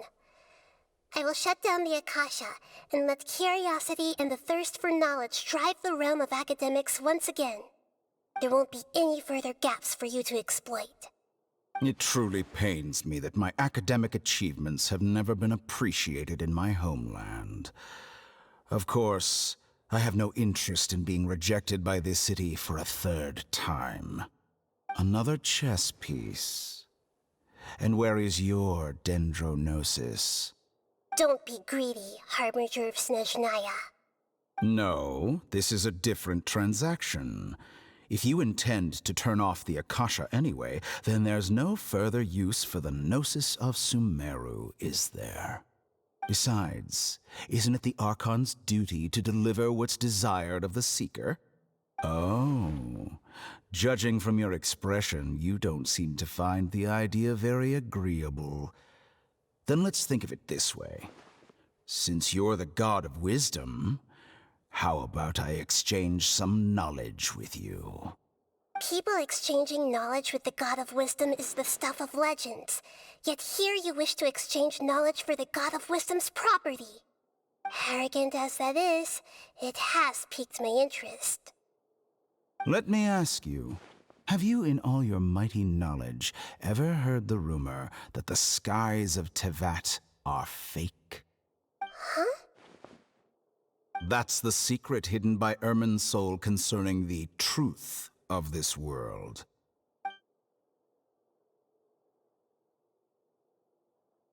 Once I finish telling you about this, it will be time for me to say goodbye. With negotiations, we've all gotten what we wanted. I'm very glad I got to meet you like this. Your arrogance may know no bounds, and convictions may mean nothing to you. But I'll still listen to what you have to say.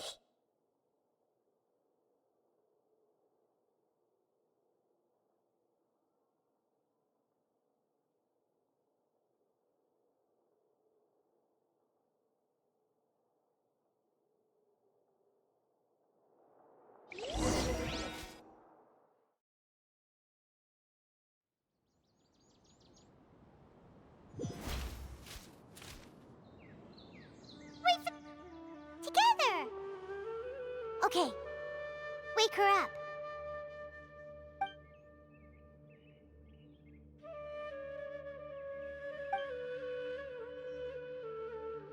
Are you awake? Kale says it's time for breakfast. Come on, get up! Good morning! How are you feeling today? Good to hear. It looks like we've recovered pretty well. Not even Tighnari could stop us from going out now, right?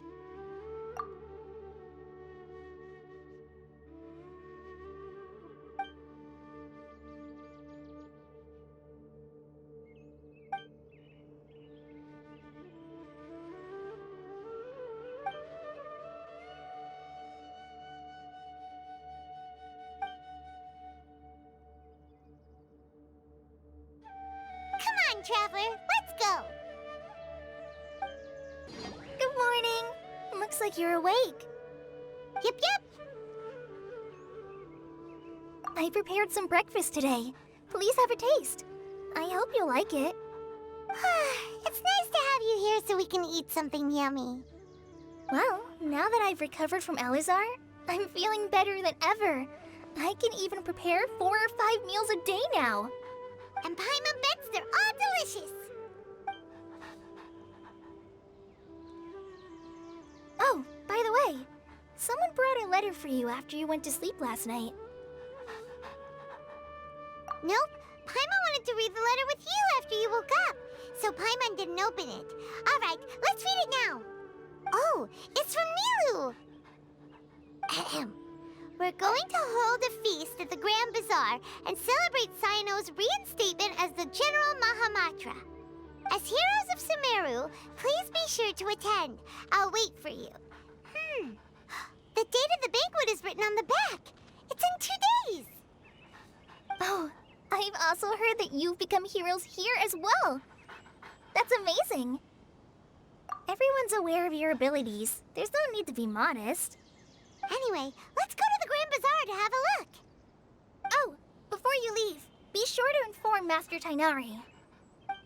Tighnari!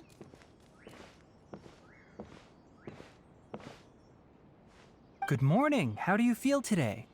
We feel much better. How about you? I'm recovering well. Thanks for asking. But from the looks of it, you seem to be already busy with work again. It's fine. I'm not that busy, really. The Elazar patients have recovered, as well as Hypatia. For now, I only need to tend to my Forest Watcher duties. It seems once Irminsul started getting better, everything else started to recover too. Yes, but there are still some residual effects. The withering is one example. Though it won't spread anymore, the existing zones won't just disappear. We forest rangers will still need to do the work. By the way, we have some good news. Cyno got his position back. This news is hardly new. He had already mentioned it to me before. Huh? You mean he was already here? Why didn't he come to say hi to us? He visited once, but he was afraid of disturbing you while you were resting. He just asked me a few questions and left. Then you probably already know all about the celebration feast. Celebration feast? No, I haven't heard anything about that. Huh? But didn't Nilu say in her letter that they would celebrate Cyno? He didn't tell you? Perhaps, or alternatively, he doesn't know about it either. Come to think of it, Cyno doesn't seem like the type who'd enjoy a celebration feast. You and Kale are both Cyno's close friends. Why don't you come to the feast with us? Kale has taken over some of my tasks these days. I don't think she'll have time for it. Not to mention me. You see, some VIPs have come to the forest recently. Huh? VIPs? Very important Paimons? Well, technically speaking, they are former VIPs. The sages involved in recent incidents have begun their training in the Avidya forest, and the people they had previously imprisoned have all been released. Huh? Yes, he's a little weak, but he isn't injured and his condition is stable. Lesser Lord Kusanali, in her boundless mercy, has decided to spare Azar and the other wrongdoers. Supposedly, they were ashamed of their shallow ideologies and have decided to dedicate the rest of their lives to cultivating wisdom in the Avidya forest. When they learned that Lesser Lord Kusanali had defeated the Balladeer and saved Irminsul, they were shocked at first, but also became happy, feeling that the sacred light guiding them on the path of discovering wisdom had begun to shine once again. As a result, work has increased for the forest rangers. That sounds really exhausting. There's nothing we can do, really. But that's another topic. Back to the matter at hand. Are you two planning to head out? Ah, right! We're here to request permission to head out. Would that be okay? You've recovered well. You may go, but be careful. Yay! Will do! Well, there won't be any problems if the feast starts at that time. Everything has already been prepared. Mr. Zubair, I finished tallying things up here. Well, except for the guests. Is a simple reply really that much to ask of our guests? It's affecting our arrangements. Oh, it'll be fine. Besides, it never hurts to get things ready in advance. I was thinking the same thing. The feast will be held sooner or later, right? Hey, Nilou! Traveler, Paimon! We got your letters, so here we are! You're the best! The other guests haven't even replied yet. Huh? Are we the only ones that have arrived? Yeah, I had someone deliver letters to all of our guests. But maybe everyone is still busy with other things. Look, I get it. Sumeru is in an extremely important period of transition right now, but even if your friends are important figures, they shouldn't just ignore your request like this. Nilou is Sumeru's #1 celebrity, after all. You have no idea how happy I am to talk to people with good taste. If you consider enjoying Nilou's dance as having good taste, then almost everybody has good taste. Because Paimon thinks everybody will love her performance. That's right. We all think she's amazing too. Nilou is an absolute favorite among those of us who frequent the Grand Bazaar. For Outlanders, you have a great eye. Master Zubair, let's have a vote for the most outstanding audience members next time. I think these two may win. Nonsense! It is not for us to determine the value of an audience. But indeed, we could try giving gifts to people with particularly good taste. I heard there's a device in Fontaine called a camera that can record people's appearances as pictures. Such pictures would make superb gifts. Ooh, good idea. I wonder where we can find one. I don't want you giving pictures of me to everyone. I'm satisfied just being able to perform here. There's always a lot going on at the Grand Bazaar. Yeah, and that's why I love it here. Traveler and Paimon, could you help confirm if the letters were actually delivered? If for some reason they didn't receive the letters, then please tell everyone that there will be a feast here. Yeah, we can also check out how everything in Sumeru is going now. When I wrote the letters, I heard that Dia was in Port Ormos, and Alhaitham was at the Akademiya. As for Sino, we've only heard that he appears at the Akademiya from time to time. I'm not too sure about Rahman's whereabouts. My guess is that he's with Dia. As for Dunyarzad, I just hope she's feeling better.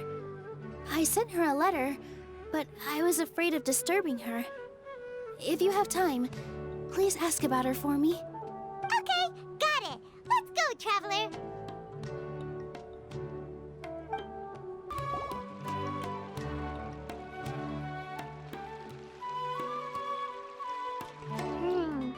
We haven't seen Alhaitham anywhere.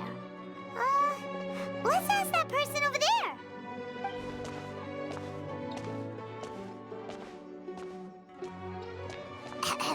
Hey there, have you seen Alhaitham around?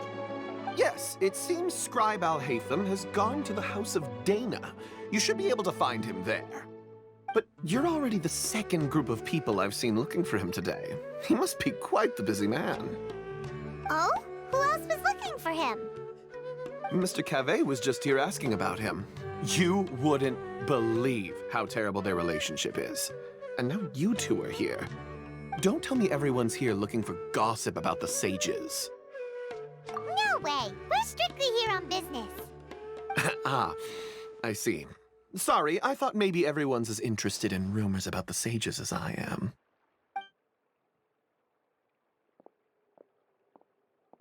Hatham should be around here somewhere, right? Oh, he's over there! But it looks like he might not have time for us. Just put down that worthless book and tell me what happened in the Akademiya. This is not just some worthless book. Do you have any idea how difficult it is to find a physical book like this in Sumeru? It doesn't matter. It's probably just another thing that you used your authority to get your hands on anyway. Just put it aside. Listen, I came back today only to hear that the sages have disappeared. Oh, you sound surprised. I thought you would already know the inside story. Would I be here asking you if I knew? You're the scribe, not me. So just tell me what you know already. Well, I almost became a sage. Huh? Oh, don't sound too surprised now. You're the renowned Kaveh, light of the Ksharawar. Besides, as a master builder and craftsman, chances are you'll be appointed as a sage too. Why do I feel like you don't really mean it? Huh.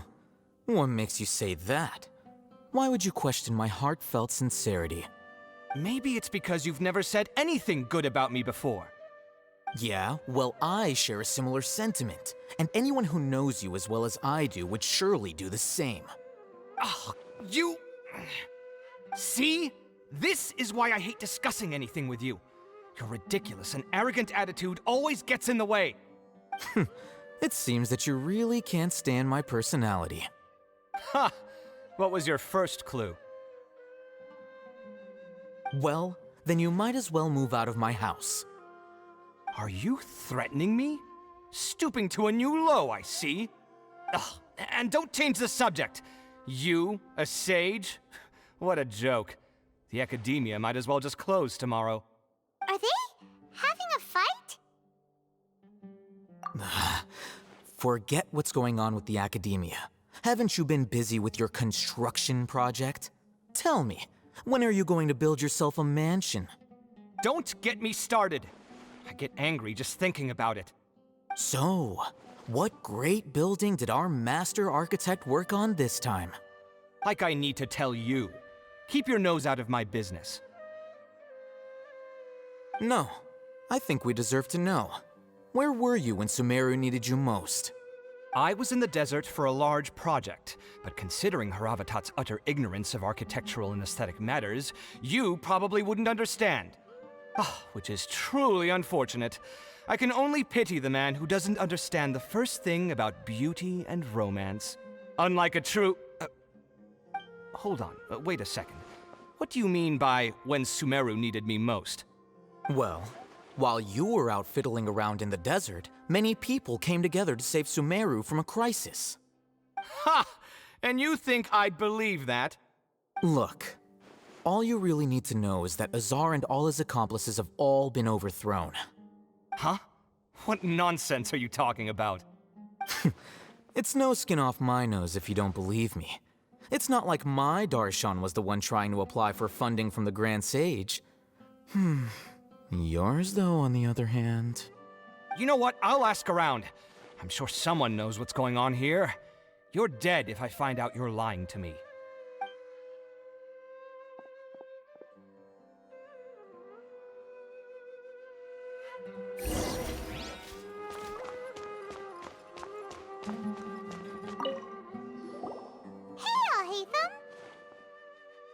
Oh, it's you two.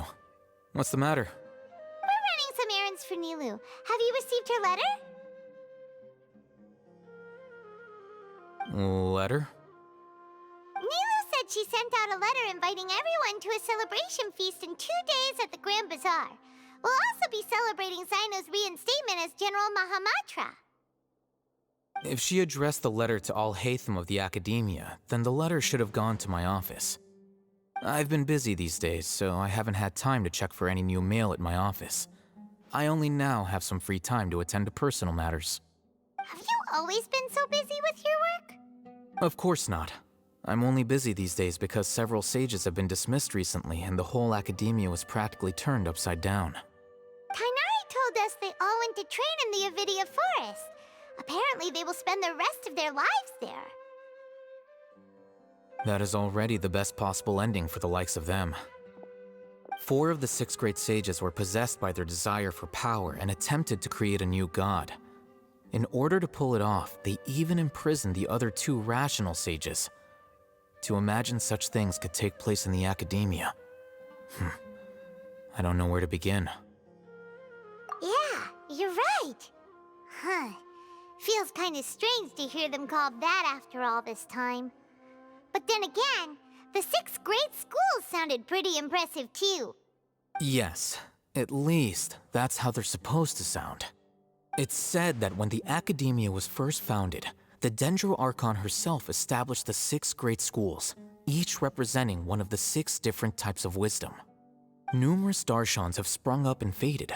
Only the 6 Darshans attaching themselves to the 6 great schools have stood the test of time and obtained permanent seats in the Akademiya.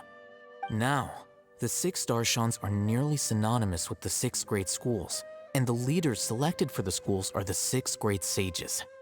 Among the 6 great sages, there is one central leader, the Grand Sage. Unfortunately, only the sages from Vahumana and Amorta remain now. They were imprisoned for opposing Azar and were only rescued after Azar's downfall. So who's managing things in the other 4 schools now? Do they need to find someone new? Yes. Normally, new sages are selected based on a strict set of criteria. Oh, didn't you just say something about becoming a sage? If they pick you, then we'd have a huge connection in Sumeru. Yes, about that. You didn't let me finish my sentence. The person in charge of personnel affairs nominated me to be the Grand Sage in place of Azar and help Lesser Lord Kusanali manage the Akademiya. But I refused. Huh? But why? Can't you be a little more ambitious? I'm not even interested in being one of the 6 great sages. Like I said before, I don't like being a leader. Oh, all right. So are you busy these days trying to find others to take the job? That's not my job either. I'm only responsible for handling important affairs within the Akademiya before the new sages take office. And the first thing I'll do is reject Kasharawar's application for funding. By the way, who was that other person just now? Is he your friend? Do we look like friends? Paimon doesn't know. That's why Paimon's asking. His name is Kaveh, my roommate. You could say he's the representative for Ksharawar scholars. Which is exactly why he always has so many problems. So everything that's happened recently must be a huge change for the people of Sumeru. Such is the work of the Akademiya scribe. Well, anyway, no matter how busy you are, since you are our planner, remember to attend the celebration feast in 2 days. Alright, I'll see you there.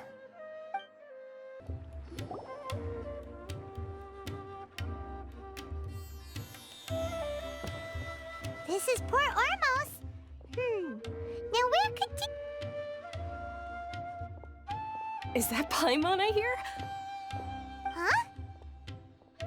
Oh, it's been a while. How are you doing? Dinyarzad! It's been so long since we've seen you! I'm doing well. I can go as far as saying I have never been happier in my entire life. I don't know if you've heard, but Elazar has completely disappeared, and all the patients have recovered. Are you kidding? Knowing them and the connections they've got, I'm sure they've heard about it. Yeah! That's right. My lady is feeling better now, so I'm accompanying her for a walk. Why do you still call me that, Dia? You've already informed my father of your resignation. I guess I'm just used to calling you my lady. Old habits die hard. Resignation? You mean you're quitting? Yeah, I might start losing my edge if I keep being a bodyguard for the Homayanis. You know that my parents and I are fond of you, and that we appreciate you very much. It wouldn't be a problem if you wish to continue to be our bodyguard. I'm not a woman that's easily persuaded. You should know that by now, my lady. When I took this job, I had already decided that I'd quit as soon as you'd recovered. It's time for me to get back out there and chase that horizon. So what are you gonna do now if you're not gonna be a bodyguard anymore? I want to take a risky job and put my body to the test again. Huh? But we literally just finished one of the most dangerous jobs ever! Are you getting bored already? I know. If I hadn't joined in that plan with you, I wouldn't have come up with this idea. I guess I still get fired up by that feeling of going all out in a fight. It made me realize that I'm still a mercenary through and through. Life is short, and I'm happy that I got to be a part of that operation. But the whole thing also made me realize that there are still many problems in Sumeru. And as a desert dweller, I'm still not completely ready to settle down on this side of the wall. Well, I remember a friend had someone bring you a message. You mean I'll hate them? I didn't expect him to still remember that.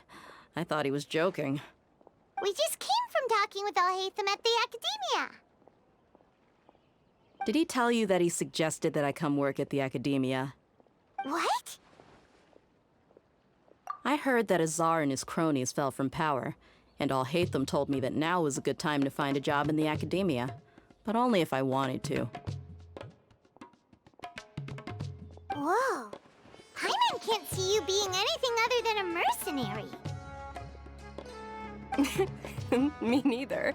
But I think Dia would look great dressed up as a scholar. Ugh, forget about it. I wouldn't last 10 seconds in there. Alhaitham probably just liked the way I worked and knew I'm good in a fight. So he suggested I find some work in the Akademiya. But you know, if you take him up on the offer, Sino might actually agree and let you become a Matra. Because you're super amazing! The Matra have all the talent they need as long as they have Sino. I prefer to be free to live however I choose. In fact, I chose this job from the very start because I knew it'd be right up my alley. Even if being a mercenary means facing all kinds of danger. A lion has to return to the wild sooner or later. If anything, being your bodyguard has been unfamiliar territory for me. I don't want to see you go, but I'll respect your decision. I'm glad to hear you say that. Come on, no need for the sad face. It's not like we'll never meet again. Once the whole Dendro Archon thing is settled, everything in Sumeru will take a turn for the better. That makes me happy too. But a peaceful society will probably mean less demand for mercenaries like me. Before long, we'll be a dying breed. So I'd better get to work while I still can. Huh? But wait a second! You make it sound like you're leaving now! Well, no, not yet at least. I promised my lady I'd stick around until next week. So, have you been in Port Ormos this entire time? We were wondering if you had received a letter from Nilou. Oh, did Nilou write to us? She heard that you were seen in Port Ormos, so she sent the letter here. Huh. It was probably sent to the inn that we're staying at. My lady has been very energetic lately and keeps taking me on hikes, staying out even into the night. By the time we get back, the receptionist is usually off napping on the job. Right, and we tend to leave quite early in the morning, so the old man on duty is also usually dozing off. So what it really sounds like is that the person on duty is always asleep. I bet the letter's at the reception desk. I'll go check later. No wonder there wasn't a reply. You never received the letter. Good thing Nilou asked us to come and check on that. Sorry to make you two come all the way out here. It must be something important for Nilou to specifically write to us like that. Yes, she said they were preparing a victory feast in the Grand Bazaar, and will also be celebrating Sino's reinstatement as General Mahamatra. She was hoping you could come. Great! I'll be sure to attend. Count me in too. But is there some sort of dress code or anything for the feast? Can I just show up looking like this? Since it's being organized by Nilu, I don't think she'll be too picky about that. If anything, I think she wants to see us as our most natural selves. All right, then this is how I'll show up. The feast will be held in 2 days, so don't forget! Sure. Thank you so much for letting us know. We'll see you there. Oh, by the way, do you happen to know where Sino and Raman are? The General Mahamatra always comes and goes without a trace. Normally no one knows his whereabouts. Oh. But last time we met, he mentioned that he had something to do in Aru village. You can try your luck there. As for Raman, your guess is as good as mine.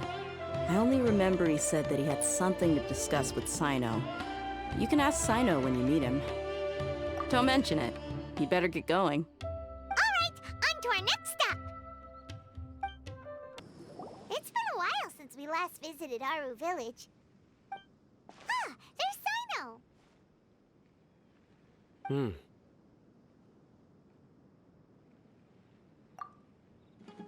What brings you here? We recovered well, and Tanari agreed to let us leave, so now we're out and about again. It seems Gandharvaville's medical treatment is still as good as ever. And Tanari is recovering well, too. That's good to hear. Yeah, you're the one who brought us to him when we lost consciousness, right? Thanks for that. You're welcome. Tainari has excellent medical skills, and Kale is quite attentive. It was the best place for you. But why are you just standing here like a dead tree? I'm meeting some people. Oh, you mean Candace? I've already talked with Candace and the village chief. They're still at the usual place. You can go there if you'd like to see them. But you know one of the people I'm meeting as well. Oh, by King Deshret's blessing, my friend suddenly appears in the desert. Don't tell me you've run into trouble and need us to help now. Raman! And... huh? Sataria? Oh, you know me? Oh, well, you're pretty famous in the Akademiya. Don't worry, these are our friends. No need to be so guarded. I see. I'm doing well. Many good things have happened recently. Same here. Really, I feel that my whole life has started to shine after suddenly finding a new direction. Oh, tell us everything. Yeah, you go ahead. Alright, well, I suppose I should start by saying I've decided to leave the Akademiya. What? It's not that I've given up on being a scholar. Instead, you could say I've found a new identity. I will no longer pursue research like a typical scholar, but I have not completely given up on my relationship to knowledge either. I can see what you're saying now. What do you mean? I plan to leave the Akademiya and return to teach here in the desert. Wow, so you want to become a teacher? Sataria will return to support education here and teach people from the desert. She can't teach everyone on her own, but there are many of us Eremites all over Sumeru. She came to discuss a collaboration with me and hoped that I could bring her ideas to the Eremites. Yes, it's my hope that the Eremites can help me select a group of smart people with the best aptitude for teaching. I'll teach them, and after they've finished learning from me, they can go educate more people. That is the true meaning of education and the spreading of knowledge. The people of King Deshret suffer from sandstorms, exile, and ignorance. Miss Sataria is more than welcome to come teach here. Her arrival is like a star shining in the desert night. The stars have always guided caravans, thieves, soldiers, and travelers who get lost in the night. They lead those in the dark out of trouble and back to safety. Oh, please. Where's all of this coming from? I'm starting to feel a little embarrassed. You deserve these compliments. Mercenaries are accustomed to danger and don't fear death, which is why we recognize extraordinary actions that common people would easily overlook. Setaria's idea will bring much good to many people. At first, I feared it was destined to fail.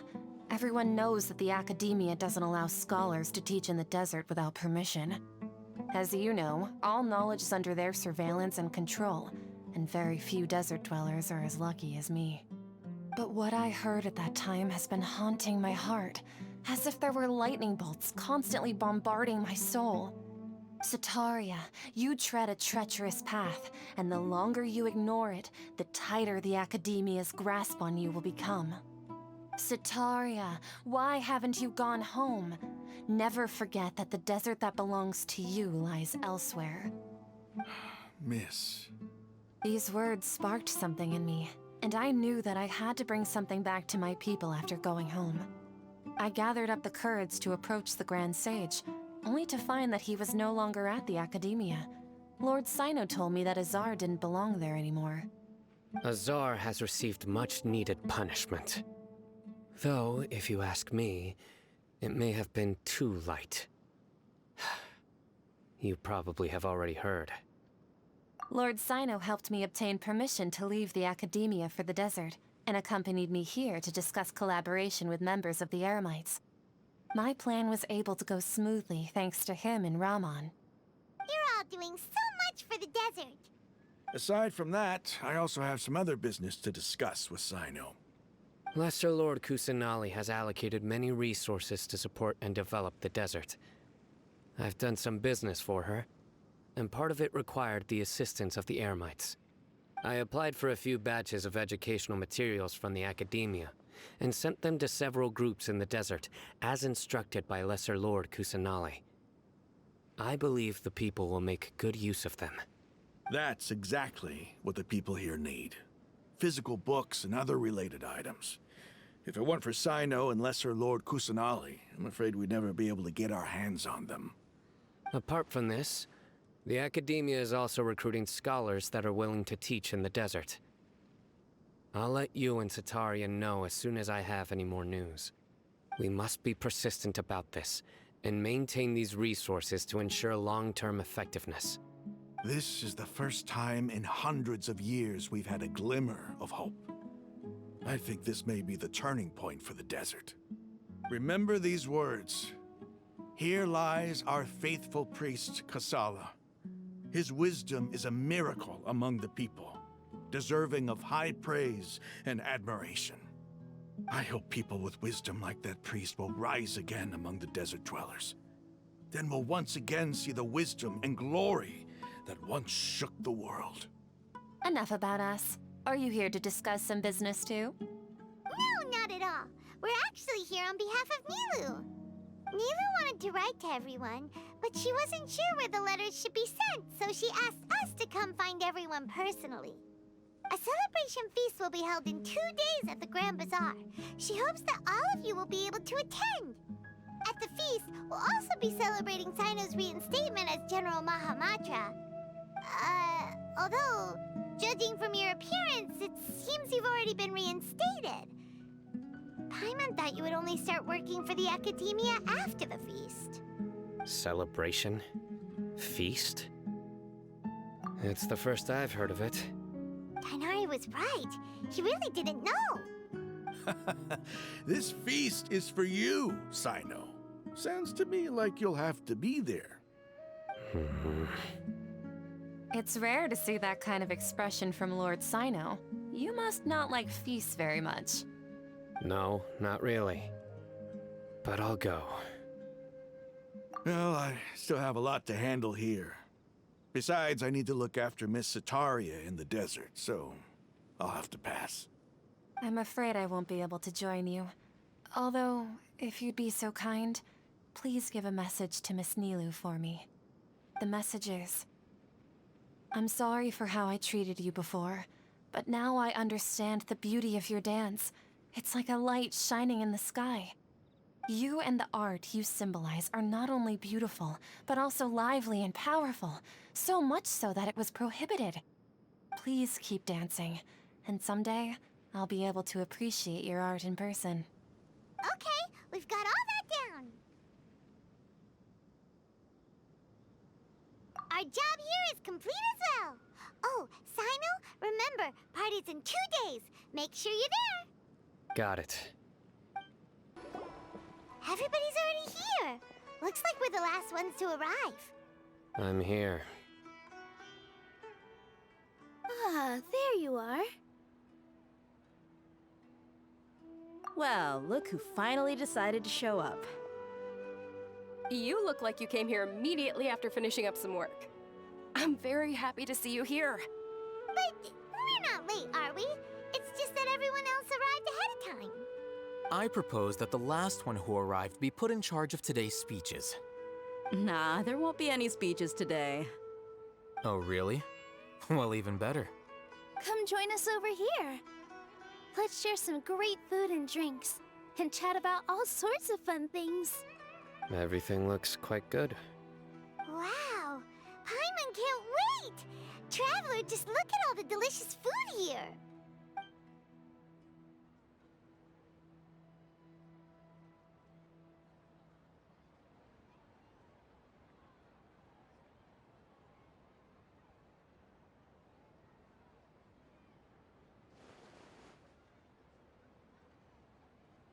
Whoa, it's so delicious! Oh, this grilled meat tastes amazing! The food was specially prepared for you by everyone in the Grand Bazaar. And we have gifts that were sent by the residents of Sumeru City when they heard we were holding a feast. Everyone that came said that you saved Sumeru, and wanted me to thank you all on their behalf. Ah, feels kinda nice to be seen as a hero. I could get used to this. Being a bodyguard is also a hero's job.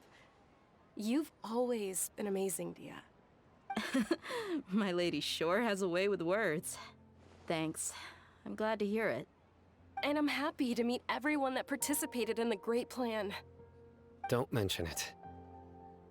Come to think of it, we've really done something impressive together. It's unbelievable.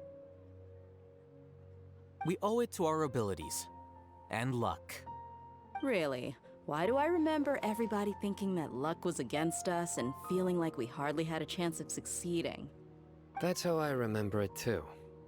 It's luck that brought us together, and it was luck that let us form a team. Then, it took even more luck for us to formulate a plan and implement it successfully. Moreover, judging from the results, everything worked out well. Yeah, everyone gave it their all when it mattered most. It was almost like a performance. We took the stage and put on our best show. Everyone played their part, and thanks to everyone's efforts, the performance was a great success. So, would you say we're good actors too?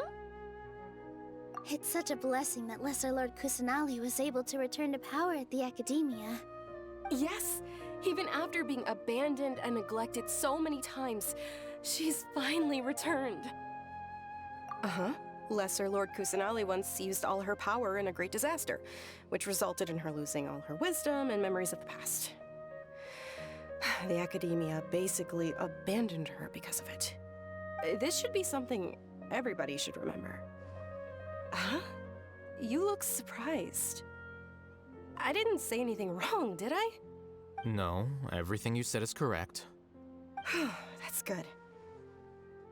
Something wrong? Yeah, what's with that face? You knew all of this already.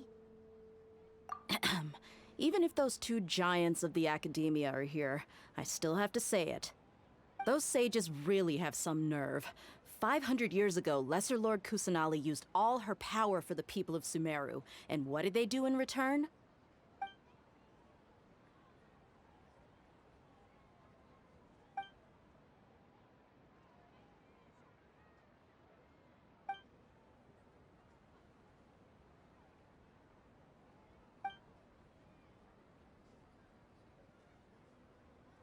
If you bite the hand that feeds you, don't act surprised when it turns into a knuckle sandwich, right, Sino? Perhaps I shouldn't say this, but their treatment of Lesser Lord Kusanali calls for a more severe punishment. You could simply tell Lesser Lord Kusanali that you wish to have Azar and his accomplices severely punished. I respect our deity's decision, and won't interfere in any way. While we're on this topic, why didn't you accept the Akademiya's invitation to become the Grand Sage? Are you trying to say that I'm fit to be a sage? Not at all. But every person handling the selection process has said that you are the most suitable candidate to lead the Akademiya right now. Why? Because he dethroned Azar from power? Could you try to put it another way? This is a good thing, yet you're making it sound like I overthrew Azar for my own personal gain. But seriously though, I always wondered if you had some personal motives behind it. I did have my own motive, but it had nothing to do with being a sage. If the rules of our nation were suddenly cast by the wayside, then it wouldn't be long until chaos ensued. I had no intention of letting their dreams disrupt my life. By that, you mean your life working as the Akademiya's scribe. Precisely. Wait, is that all? So, that's the only reason why you joined us and came up with all those plans? It's reason enough. You've certainly got quite the personality. You flatter me. All right then. How about you? You've already resumed work as the General Mahamatra, right? That's right. Will you be happy with that life? It's not about being happy. There are merely a lot of things that I must do. Even so, keep your spirits up and try to be happy, okay? And try to smile more every day, just like I'm doing now. Thank you. I'll keep that in mind.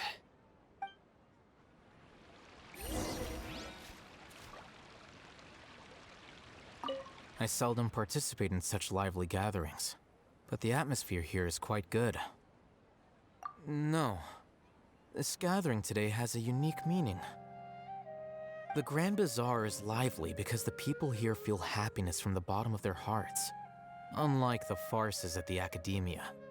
That happiness is an emotion that'll be forever alien to those bookworms who have driven themselves insane by studying. I seem to have taken both keys when I left the house. Oh well.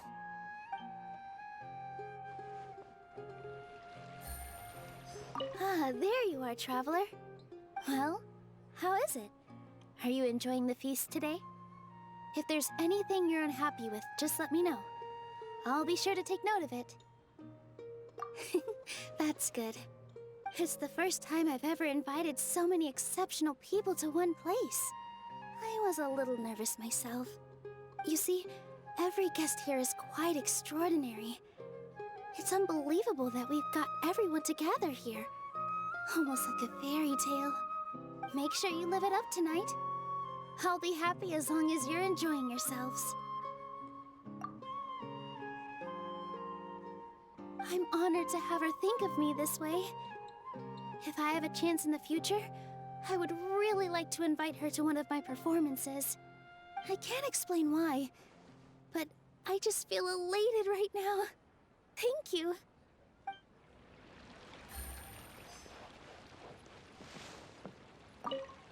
The atmosphere here is good, and everything is delicious. Yeah. I don't often come to such places, but it feels quite good. I have a lot to handle these days. Otherwise, I could show you around. There's always next time. We're friends after all. This feast is pretty good. I like it.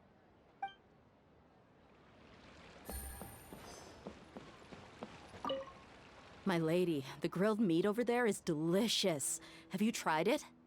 Yes, I also tried some fruit just now. Oh, they're very sweet. What an amazing place to relax. No wonder everybody likes to rest at the Grand Bazaar. You said it. Oh, look who else is here. Hello! Oh, I'm so happy Nilu invited everybody. Oh, now I have the chance to meet all the heroes. Hey, less of that polite chit-chat and more eating and drinking. The feast is about having fun, not stuffy formalities.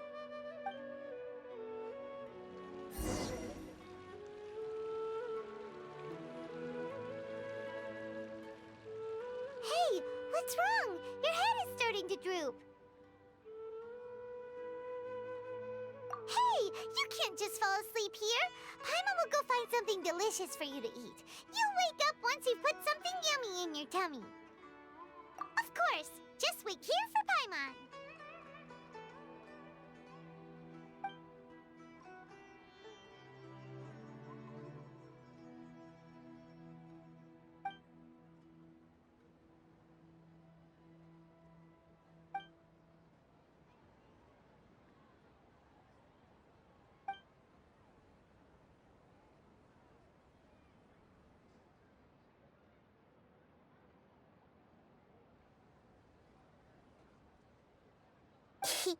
It's me.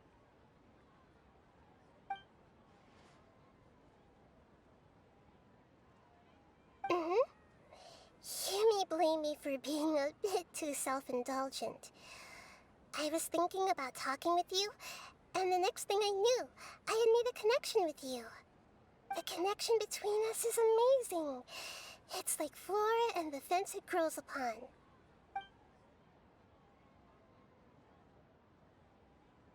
I heard there's an amazing celebration feast today at the Grand Bazaar. I wanted to have a look for myself, so I snuck in. Lately, I've been so busy dealing with all the fallout from recent events, so I really haven't had any free time. Although you've already helped me with a lot, there's still one more thing I hope you can help me with.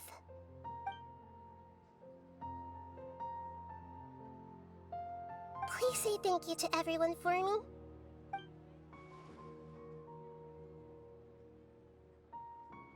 Oh, is it not convenient for you to do that for me?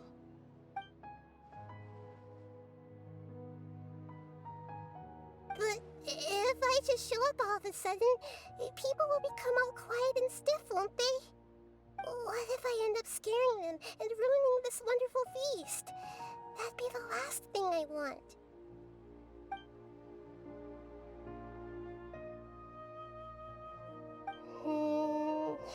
Let me think about it. Okay.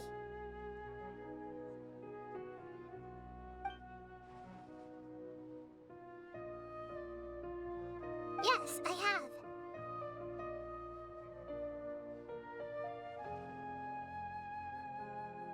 You said I should go thank everyone as myself, right?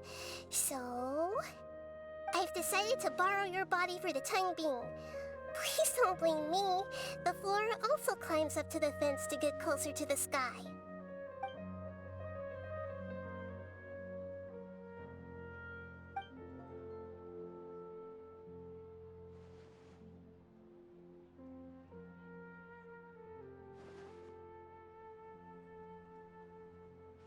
Everyone! Are you awake now? Paimon was just about to bring you the food. It's me. Huh? That voice. Nahida? Hold up. What's going on? I didn't expect to have a conversation with the consciousness of Lesser Lord Kusanali in the Grand Bazaar. Interesting. Is this also a part of the feast? No, of course not. Are you... Lesser Lord Kusanali? Hello, Nilu. You know who I am? Yes, I already know every one of you. Nilu, Alhaitham, Sino, Dia, Paimon, and Dunyarzad.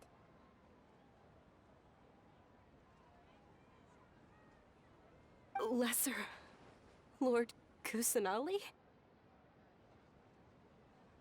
I took the liberty of occupying the traveler's body so that I could thank all of you in person.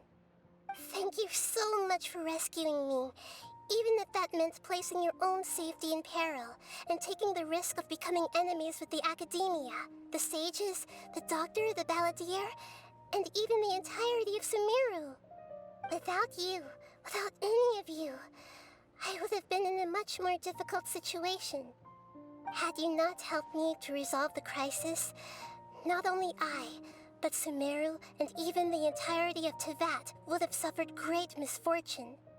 People refer to you as the heroes who managed to rescue a god. I'm quite fond of this name. It not only explains your identities, but also bears witness to your relationship with me.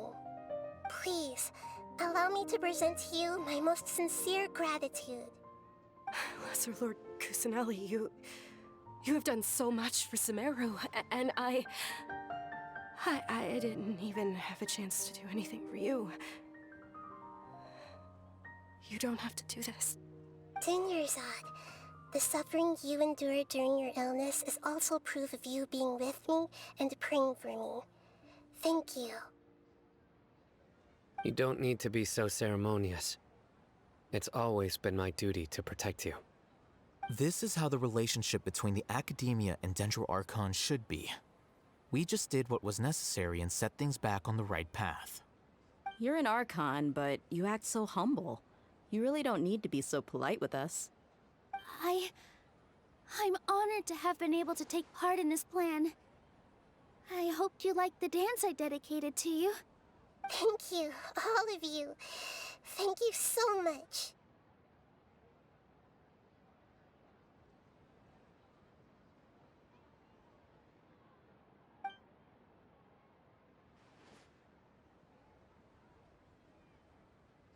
Yeah.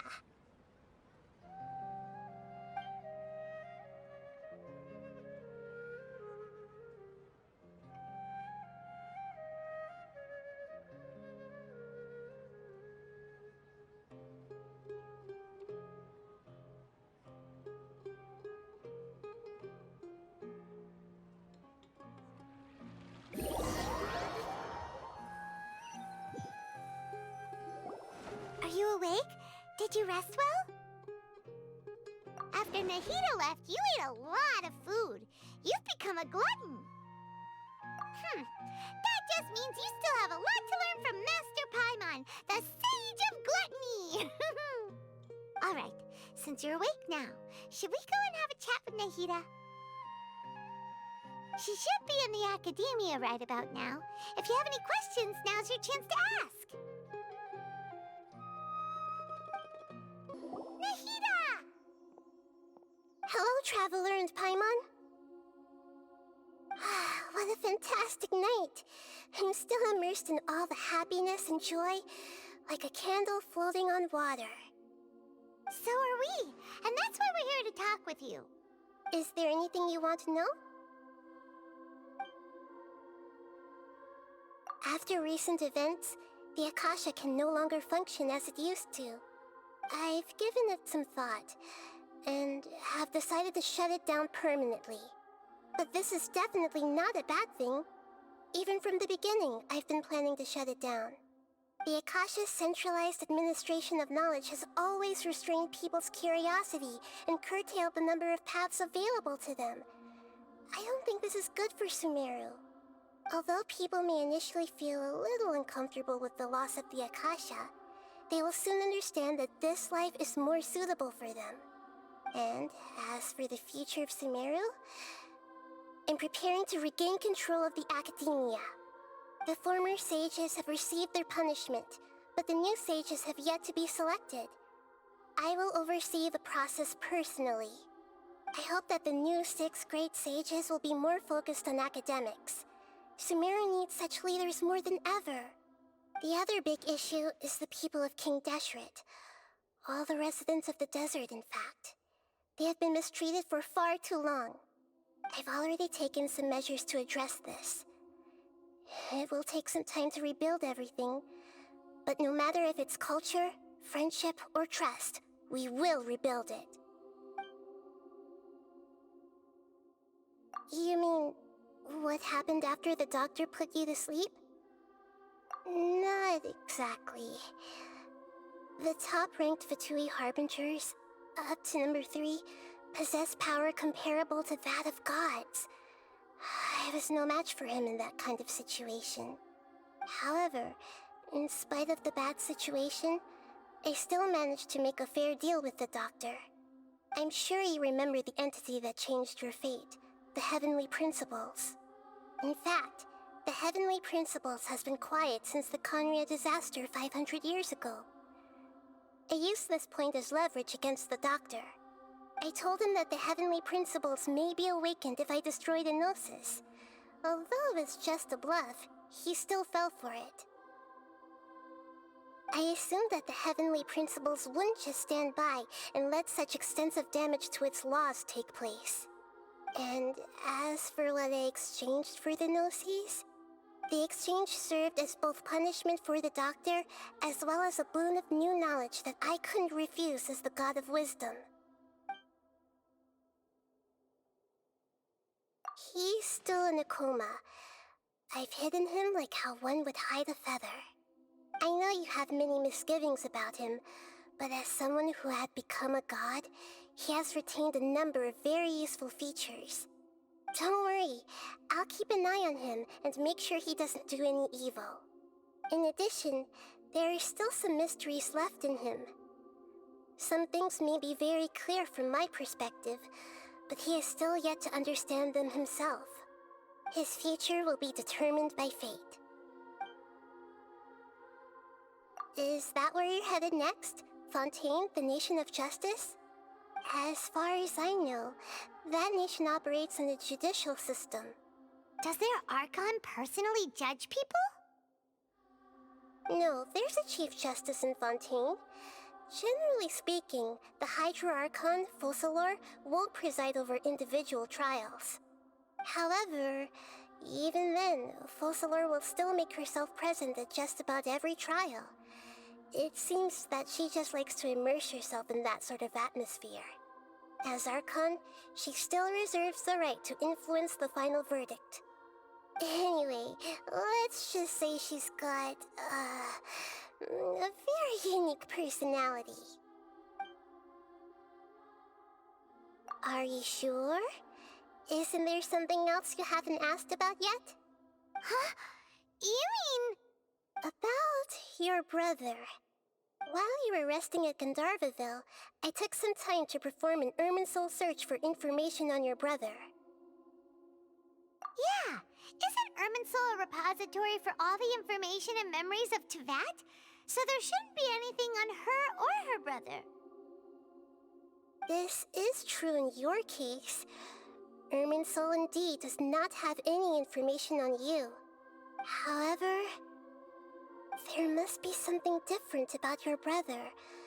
Because as it turns out, the world has recorded information on him after all. What? There's only one possible explanation. He belongs to this world.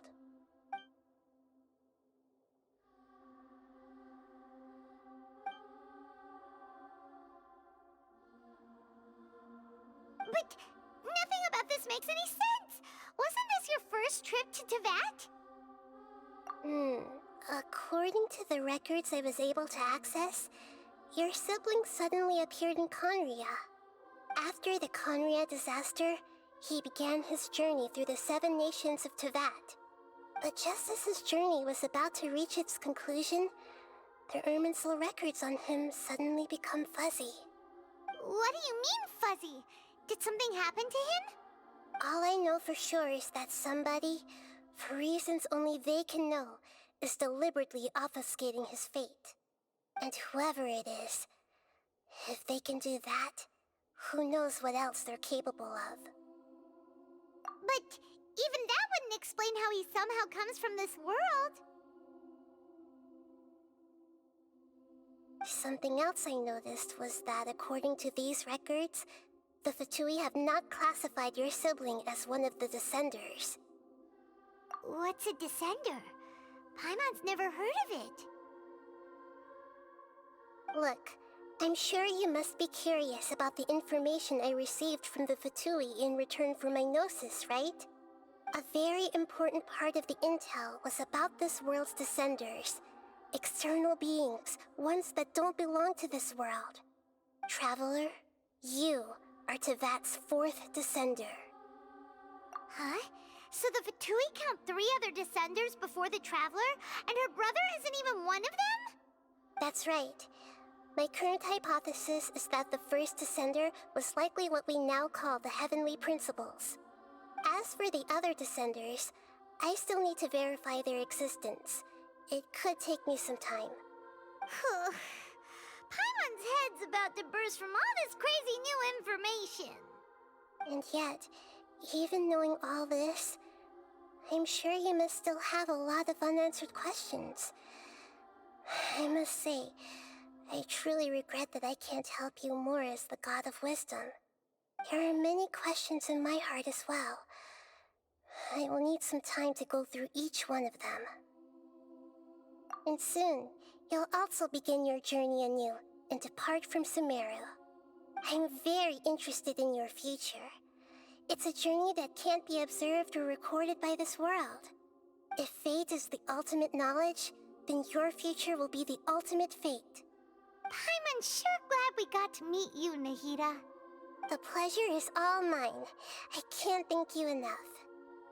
Alright, that's enough talk for today. If you ever miss me, just close your eyes, and maybe I'll appear in your dreams.